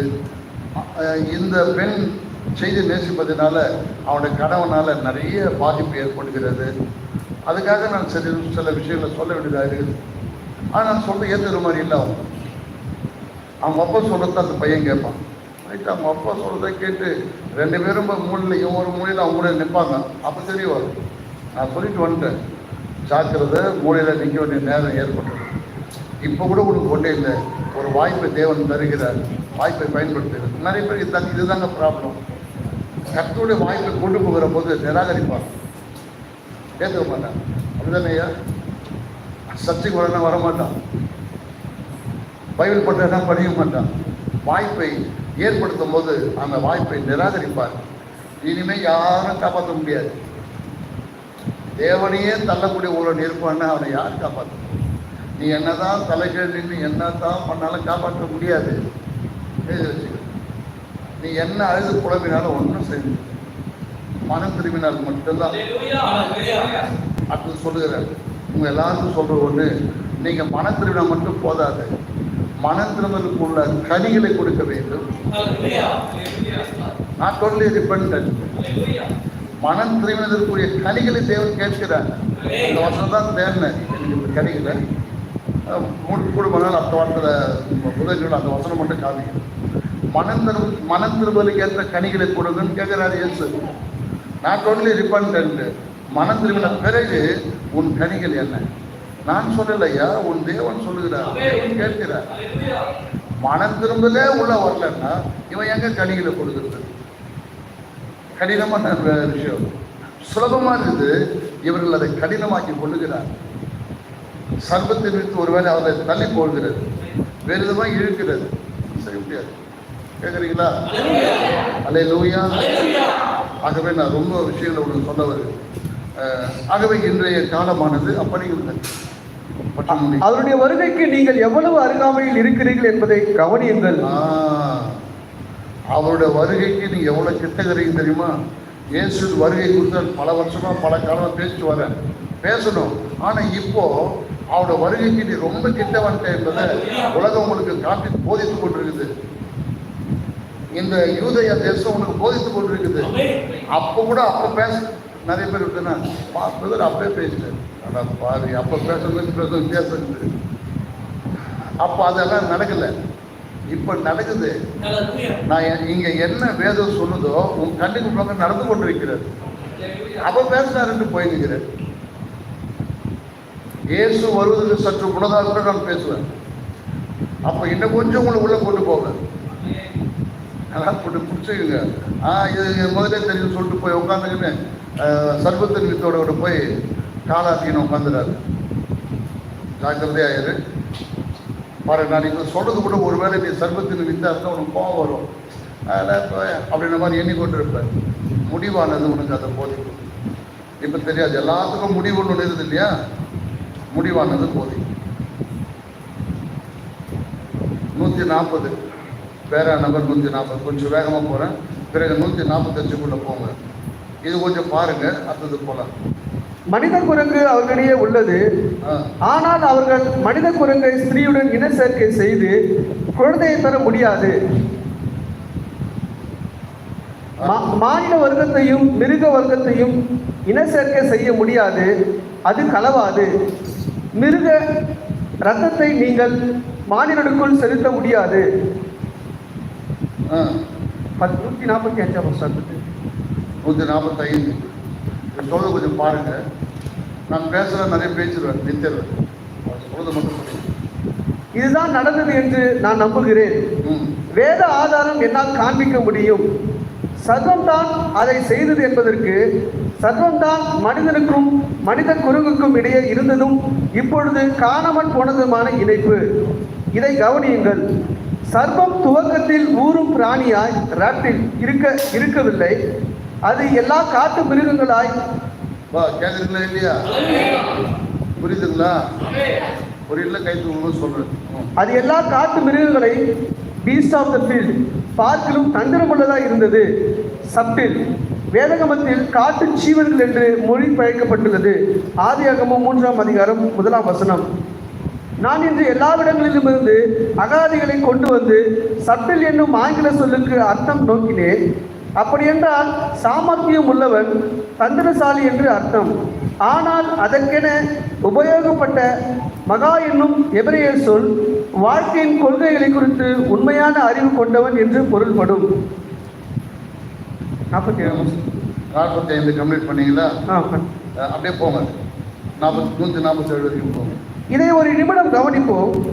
அவன் சாமர்த்தியம் உள்ளவன், தந்திரசாலி, இருப்பினும் அவன் சர்வம் என்று அழைக்கப்படுகிறான். அவன் அங்கிருந்த எல்லாவற்றை பார்க்கிலும் சாமர்த்தியம் உள்ளவன். காட்டில் இருந்த மற்ற எல்லாவற்றையும் விட மானிடனுடன் நெருங்கிய தோற்றம் கொண்டவன். அவன் தொடக்கத்தில் ஊரும் பிராணி அல்ல, சாபம்தான் அவனை ஊரும் பிராணியாக மாற்றினது. அவன் எல்லாவற்றை காற்றிலும் மிகவும் அழகுள்ளவன் என்று வேதம் கூறுகிறது. 147 முடிச்சாச்சு. பார்த்தீங்களா? அடுத்தது 156.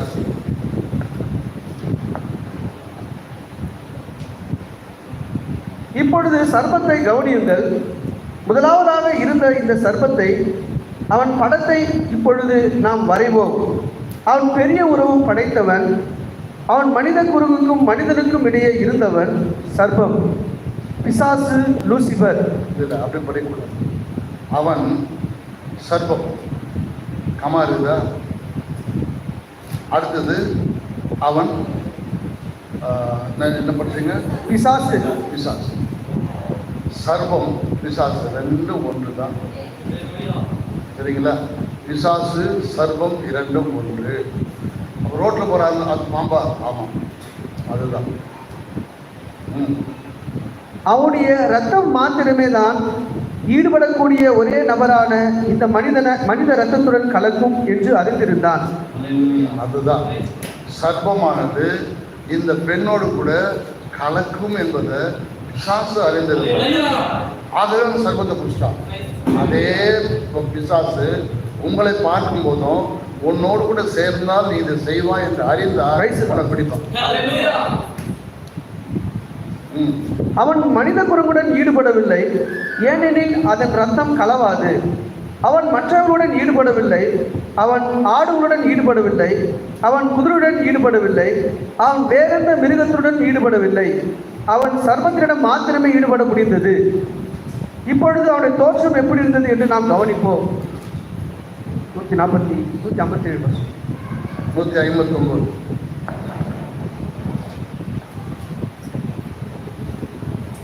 பிசாசு இறங்கி வந்து சர்ப்பத்துக்குள் நுழைந்து கொண்டான். அவன் ஏவாளை ஏதேன் தோட்டத்தில் நிர்வாணமாய் இருக்க கண்டான். நடுவில் அந்த கனியை குறித்து பேசினான். நடுவில் மிட்டஸ் என்று மத்தியில் மிடில் என்று அர்த்தம். உங்களுக்கு புரியும். ஆண்களும் பெண்களும் கலந்து கொண்ட கூட்டத்தில் அவன் அது நல்லதும் பார்வைக்கு இன்பமுமாய் இருக்கிறது என்றார். அவன் என்ன செய்தான்? அவன் ஏவாளிடம் காதல் கொள்ள தொடங்கினான். புருஷனைப் போல் அவளுடன் வாழ்ந்தான். அவள் அது இனிமையாயிருக்க கண்டு சென்று தன் புருஷனுக்கும் அறிவித்தாள். ஆனால் சாத்தானால் அவள் ஏற்கனவே கர்ப்பமுற்றாள். என்ன புரிஞ்சது தெரியுதுங்களா? புரிஞ்சுதா? ஆமாம் தான் சொல்லு. எனக்கு தெரிய ஒன்றும் புரியாது. இப்போ அவர் பட்சர் மிஸ்டு சர்பம் பிசாசு ஏதோ பாவம் நீங்கள் சீக்கிரம் முடிச்சுடுப்பா நாங்கள் போனோன்ட்டு கொஞ்சம் சென்றேன். உனக்கு புரியாது, நீங்கள் நல்லாவே சரி ஓகே. நீங்கள் அப்படி சொல்லும்போது நான் அடுத்தது நான் என்ன சொல்கிறேன் புரிஞ்சுதா? புரிஞ்சு மேற்கொண்டு நான் எதுவும் சொல்ல விரும்பல. நான் முடிவுக்கு வரலாம். ஆகவே பிரியமான தேவச்சனமே ஐம் க்ளோசிங். சர்ப்பமானது அவனுடைய வித்து, சர்ப்பத்தின் வித்து இன்றைக்கும் மக்கள் மத்தியில் கிரியை செய்து கொண்டிருக்கிறது. சரிங்களா? அது வேலை கிரியை செய்து கொண்டிருக்கிறது. ஆகவே அன்றைக்கு அந்த சர்ப்பத்தின் மேல் ஒரு பிசாசின் ஆவி அவனை அந்த சர்ப்பத்தை மிக சரியாக அடையாளம் கண்டு கொண்டான். இவனுக்குள்ள போனால் இவன் மூலமாக அந்த பெண்ணை அடையலாம் என்று அந்த பிசாசு அறிந்திருந்தான். என்றைக்கும் அதே பிசாசு உங்கள் எல்லாரையும் கவனித்து கொண்டே இருக்கிறான். நான் அடிக்கடி சொல்லுவேன், உங்களை 2 பேர் கவனிக்கிறாங்க. ஒருவர் கர்த்தராகிய இயேசு கிறிஸ்து, இன்னொரு பிசாசு. நீ விரும்பினாலும் விரும்பாமல் போல 2 பேரும் உன்னை கவனிப்பாங்க. ஏன்னா இப்போ ஏவாள் அவருடைய தன்மை என்னன்னு பிசாசு கவனிச்சுட்டே இருந்தான். அப்போ ஏவாள்கிட்ட இவன் போனோன்னா சர்வத்தை அணுகினா தான் அங்கே போக முடியும். அதே போல் இன்றைக்கும் பிசாசு உன்னை கவனித்து கொண்டே இருந்து யார் மூலமாக உங்கள்கிட்ட வரணும்னு அவனுக்கு தெரியும். மிக சரியாக அதை செய்வான். நீ கவனியாமல் தேவனோடு இராமல் போயிருந்தால் உன் மூலமாக அவன் கிரியை செய்ய முடியும். ஆனால் நீ என்ன நினைப்ப, நான் ரொம்ப நல்லா செய்திருக்கேன், நல்லா பண்ணுறேன், சூப்பராக பண்ணுறேன்னு சொல்லி கொண்டிருப்பேன். கிடையாது. நாள் வருவதற்கு முன்பு மிக சரியாக செபித்து வேதம் வாசித்து செய்தி வாசித்து இவைகளை புரிந்து கொள்ளுங்கள். கர்த்தர் உங்களை ஆஸ்வதிப்பாராக. God bless you. நாம் அடுத்த பகுதிக்கு போகலாம். நான் சொன்னேன் இல்லையா, சௌரன் நல்லா ஒரு சீட்டில் எழுதி கொடுத்தார். மத்தேயு 3ஆம் அதிகாரம் 8வது வசனம் எழுதுங்க.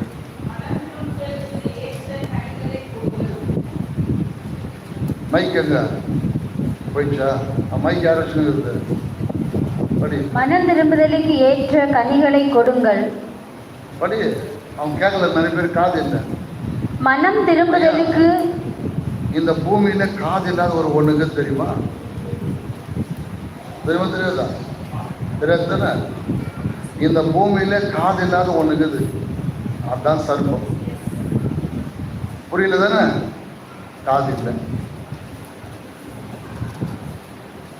மறுபடி. மனம் திரும்புதலுக்கு ஏற்ற கனிகளை கொடுங்கள். இயேசு உள்ளத்துல கேட்கிறார், நான் கொண்டிருப்பேன். அதோடு சேர்ந்த கனிகளை, அதாவது உன் கிரியைகளை தேவன் விரும்புகிறார். நாம் இது வரைக்கும் மனத்திருந்தலை பற்றி மட்டுமே பார்த்து கொண்டு இருந்தோம். நான் இதை பார்த்தபோது ரொம்ப அதிர்ச்சி விட்டுறேன். அதனால நான் ஏன் சபைக்கு இதை சொல்லாமல் போயிட்டேன்னு பைபிள் என்ன சொல்கிறது? அப்போஸ்தலர் 2:38 படிக்கிற போது, நீங்கள் மனம் திரும்பி பாவங்கள் மன்னிக்கப்படும்படி இயேசு கிறிஸ்து நாமத்தில் ஞானஸ்நானம் பெற்றுக்கொள்ளுங்கள், பரிசுத்தாய் வந்துரும்னு சொல்லியிருந்தார். அப்படி இல்லை, கொஞ்சம் நிறுத்தணும். நீ மனம் திரும்பின பிறகு உன்னுடைய கனிகளை கவனிக்க வேண்டும். உன் கனிகள் தேவனுக்கு பிரியமா இல்லை என்றால் உன் பாவம் மன்னிக்கப்படாது. சரிங்களா?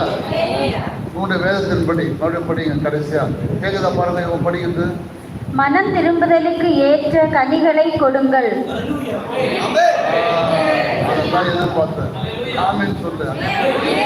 நான் கொடுக்குறேன் ஆண்டவரே, நான் மனம் திரும்பினேன், அதற்கு கனிகளை நான் தருவேன். நீ எனக்கு இல்லை கொடுக்குறது, தேவனுக்கு. தேவன் தான் கேட்டாரு, மனம் திரும்புதலுக்கு ஏற்ற கனிகளை கொடுங்க. தெரியுமா? உங்கள்கிட்ட தேவன் கனிகளை கேட்கிறார். ஆனால் இயேசு பாருங்க, ஆச்சரியமான ஒரு நபர். அவர் எப்போ வந்து கனிகளை கேட்கிறார் தெரியுமா? கனிகளே இல்லாத போது வந்து கனிகளை கேட்பார். ஏற்கனவே ஒரு அத்தி மரத்தை குறித்து நீங்கள் வாசிக்கிற போது அங்கே பார்த்தீங்கன்னா அந்த அத்தி மர காலம் அது இல்லை, பூ பூத்து காய் காய்கிற காலம் இல்லை. அப்போ வந்து அந்த மரத்தில் கனி இருக்குமான்னு கேட்டார். ஞாபகம் இருந்தா? கனி இருக்குமான்னு கேட்டார். ஆனால் அது அத்தி மர காலம் இல்லை. என்ன பண்ணிட்டார் தெரியுமா? அத்தி மர காலம் இருந்து அத்தி பழம் பழுக்காது இல்லை, சபிச்சிட்டார். எப்போது உங்கள்கிட்ட கேட்டனோ நீ இல்லை என்றால் நீ சபிக்கப்படுவாயின்ற. அது வேரோடு பட்டு போயிட்டு. மரம் என்றால் மனிதன், கனி என்றால் உன்னுடைய செயல்கள். உங்கள்கிட்ட எதிர்பார்க்கிற போது நீ அதை கொடுக்காத காலத்தில் உன்னை வந்து கேட்பாரு. அது இல்லை என்றால் நீ மீதியானதை மனதில் வை. கர்த்தரோடு எல்லாரையும் ஆஸ்வதிப்பார்கள். மனத்திருந்தலுக்கு ஏற்ற கனிகளை தாங்க. உங்களை நீங்கள் எப்பவுமே உயர்ந்தவர்களாக எண்ணாதீங்க, சிறந்தவர்களாக எண்ணாதீங்க. மிக தாழ்மையுள்ளவர்களாக இருக்கு. நீ மண்ணா இருக்கிறாய், மண்ணுக்கு போவாய். உனக்கு எந்த அதிகாரமோ எந்த வல்லமையும் கிடையாது. கர்த்தர் கிருபையினால் உன்னை நடத்தி கொண்டு வருகிறார். அதை வைத்து நீ ஒரு சிறந்தவர் என்று எண்ணாது, என்றைக்கு எண்ணாது. நம் எல்லாருடைய வாழ்க்கையிலும் சிறந்த ஒருவர் அவர் தான். இப்பொழுதும் எப்பொழுதும் மரணம் நம்மை சந்திக்கிற வரையிலும் அந்த மாபெரும் கர்த்தராகிய இயேசு கிறிஸ்து உன் வாழ்க்கையில என் வாழ்க்கையில் சிறந்தவராக இருப்பார். God bless you. கர்த்தரை ஆசீர்வதிப்பார். நாம் ஜெபிக்கலாம். ஒரு பாடலை பாடுவோம், நம்முடைய காணிக்கைகளை செலுத்தி அடுத்த பகுதிக்கு நாம் போகலாம்.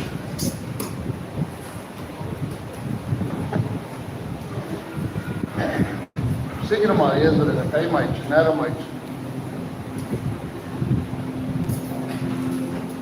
துதிக்க பாத்திரராக இருக்கக்கூடிய எங்கள் தேவனாகிய கர்த்தாவே, ஆண்டவரே, இந்த கடைசி நாளில் இந்த உலகமானது அழிந்து போக வேண்டிய ஒரு காலத்தில் நாங்கள் வந்து விட்டோம். இது எந்த நேரத்தில் நடக்கலாம் என்பதை நாங்கள் உலக நிகழ்ச்சிகளை நாங்கள் திரும்பி பார்க்கிற போது நீர் வேதாகமத்தில் சொன்ன அத்தனையும் இன்றைக்கு எங்கள் கண்களுக்கு முன்பாக நிறைவேறி கொண்டிருக்கிறது. நாங்கள் இன்னும் தூங்கிக் கொண்டிராமல் ஆண்டவரே, நாங்கள் விழித்து எழுந்து எல்லாவற்றையும் கவனித்து பார்த்து இயேசுவானவர் எங்களிடத்தில் கேட்கிறது இந்த சபை தருகிறதாக காணப்பட விரும்புகிறேன். ஒவ்வொருவரையும் அதற்கு நேராக நடத்தும். தங்கள் சிந்தையிலே, தங்கள் வாழ்க்கையிலே, தங்கள் குடும்பத்தில் தங்களை ஒருவரும் பெரியவர்களாக எண்ண வேண்டாம். தாழ்மை உள்ளவர்களாக இயேசுவானவரை குறித்து நாங்கள் வேதாகமத்தில் வாசிக்கிற போது அவர் சிலுவைக்கு போகிற வரையிலும், அதாவது மரண பரியந்தமும் தன்னை தாழ்த்தி தாழ்மையுள்ளவரானார் என்று சொல்லும்போது நாங்கள் எம்மாத்திரமான நாங்கள் தாழ்மையுள்ளவர்களாக, அன்புள்ளவர்களாக. அருமையான தீர்க்கதரிசியானவர் சொன்ன செய்தி இந்த கடைசி காலத்தில் சரியான வேளையில் அவர்களை பேசும்படி எங்களுக்கு சபையில் அடையாளம் கண்டுகொண்டு கடைசி நேரத்தில் இப்படிப்பட்ட செய்தி வருகிறது. நோயின் வாழ்க்கை என்ன என்று சற்று திரும்பி பார்த்து வாழ்க்கை ஆராய்ந்து பார்த்து மனம் திரும்பி திரும்புவதற்கு ஏற்ற கனிகளை இயேசுவோடு கூட தன்னை தாழ்த்திக் கொள்ளக்கூடிய, அவரோடு கூட தன்னை ஏற்றுக்கொள்ளக்கூடிய அந்த அனுபவத்திற்கு இந்த சபையார் விசேஷமாக இந்த சிறு பிள்ளைகள் எங்கள் தினத்தில் நான் அழைத்து செவிகள் என்று சொல்லும் போது எப்படி நடந்து கொண்டார்கள். ஒருவேளை இதை பார்த்த பெற்றோருக்கு அது அசாதாரணமாய் தெரியலாம். ஆனால் என் பார்வையில் அது மிகவும் மிகவும் பயங்கரமான ஒரு காரியமாக இருந்தது. ஆனால் ஒரு சில பெண் மட்டும் வந்து சாரி ஐயா மன்னிக்கவும் என்று கேட்டார்கள். நிச்சயமா அவர் மேல் கிருபையாக கேட்காதவர்கள் உட்கார்ந்து கொண்டிருக்கிறார்கள். ஒரு ராஜாவின் பின் நாட்கள் மிகவும் மிகவும் மோசமான நிலைமை ஏற்படும் என்று அவனுக்கு உணர்த்தி அல்லது அந்த பேரண்ட்ஸுக்கு உணர்த்தி சரி செய்ய முடியாது. எனக்கு நீ கொடுத்த இந்த சபையார் தவறி போகாதபடிக்கு அவரை வேண்டிக் கொள்ளுகிறேன். சபையாரும் பேரண்ட்ஸும் இதை குறித்து நிதானித்து இது ஏதோ ஒரு காரியம் என்று எண்ணி தங்கள் வாழ்க்கையில தங்கள் யோசனையில தங்கள் சிந்தையில எப்படி போக வேண்டுமோ அப்படி சென்று இவர்கள் கடந்து போகாமல் மிகுந்த பயத்தோடும் நடுக்கத்தோடும் ஆண்டவரே நடந்து நடந்து நடந்து ஏனத்தை போல காணப்படாமல் போகிற வரையிலும் தொடர்ந்து போகக்கூடிய அனுபவம் ஒவ்வொருவரையும் தனித்தனியாக பேர்க்கலாம். இது ஒரு விளையாட்டு தமாஷ் இல்லை என்பதை உணர்ந்து கவனமாக இருக்க உதவி செய்யும்.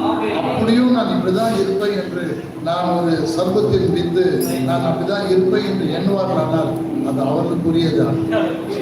அதை குறித்து அவர் ஒன்றும் சொல்லவில்லை. தேவரீர் அதை உண்மை விசுவாசிக்கிறவர்கள் உண்மை ஏற்றுக்கொள்கிறவர்கள் அவர்கள் ஒவ்வொருவரையும் நீர் ஆசீர்வதியும். இதோ நாங்கள் அடுத்த பகுதிக்கு எங்கள் இயேசுவானவர் அவர் சிலுவையில் அறையுண்டு அங்கே அதற்கு முன்பு அவருடைய சரீரம் பீக்கப்பட்டு அதனால் வெளிப்பட்ட ரத்தத்தை நான் நினைவு கூறுவது. நீர் சிலுவைக்கு போவதற்கு முன்னமே நீர் அடிக்கப்பட போவதை நினைவு கூறுங்கள். அவனுக்கு அதை செய்தியினார்கள். நாங்களும் அதை நினைவு கூறுவதாக நாங்கள் கடைசி முறையாக அனுசரித்துக் கொண்டிருக்கிற இந்த கூட்டமானது கடைசியாக இருக்க போகிறது என்பதை உணர்ந்து இதில் பங்கு கொண்ட ஒவ்வொருவரையும் ஆசீர்வதித்து நடத்தும்படி உள்ள கல்லப்போடு அடுத்த பகுதிக்கு எங்களை தாழ்த்துகிறோம். எங்களை ஆசீர்வதிக்கிறோம். அன்புள்ள தாழ்மையுள்ள ஒருவர்களாய் காணப்படுவதை பிசாசுகளைப் போல சர்வத்தின் வித்துக்களைப் போல காணப்படாமல் அன்புள்ள கிறிஸ்து இயேசுவை போல காணப்படுகிற அனுபவத்தை எல்லாருக்கும் தருவோம். வானத்திலும் பூமியிலும் சகல அதிகாரம் பெற்ற இயேசு கிறிஸ்துவின் நாமத்தில் செபிக்கிறேன். ஜெபம் கேளும் நல்ல பிதாவே. கர்த்தர் எல்லாரையும் ஆசீர்வதிப்பாராக. நம்ம அடுத்த பகுதிக்கு போகலாம். 49வது பாடலை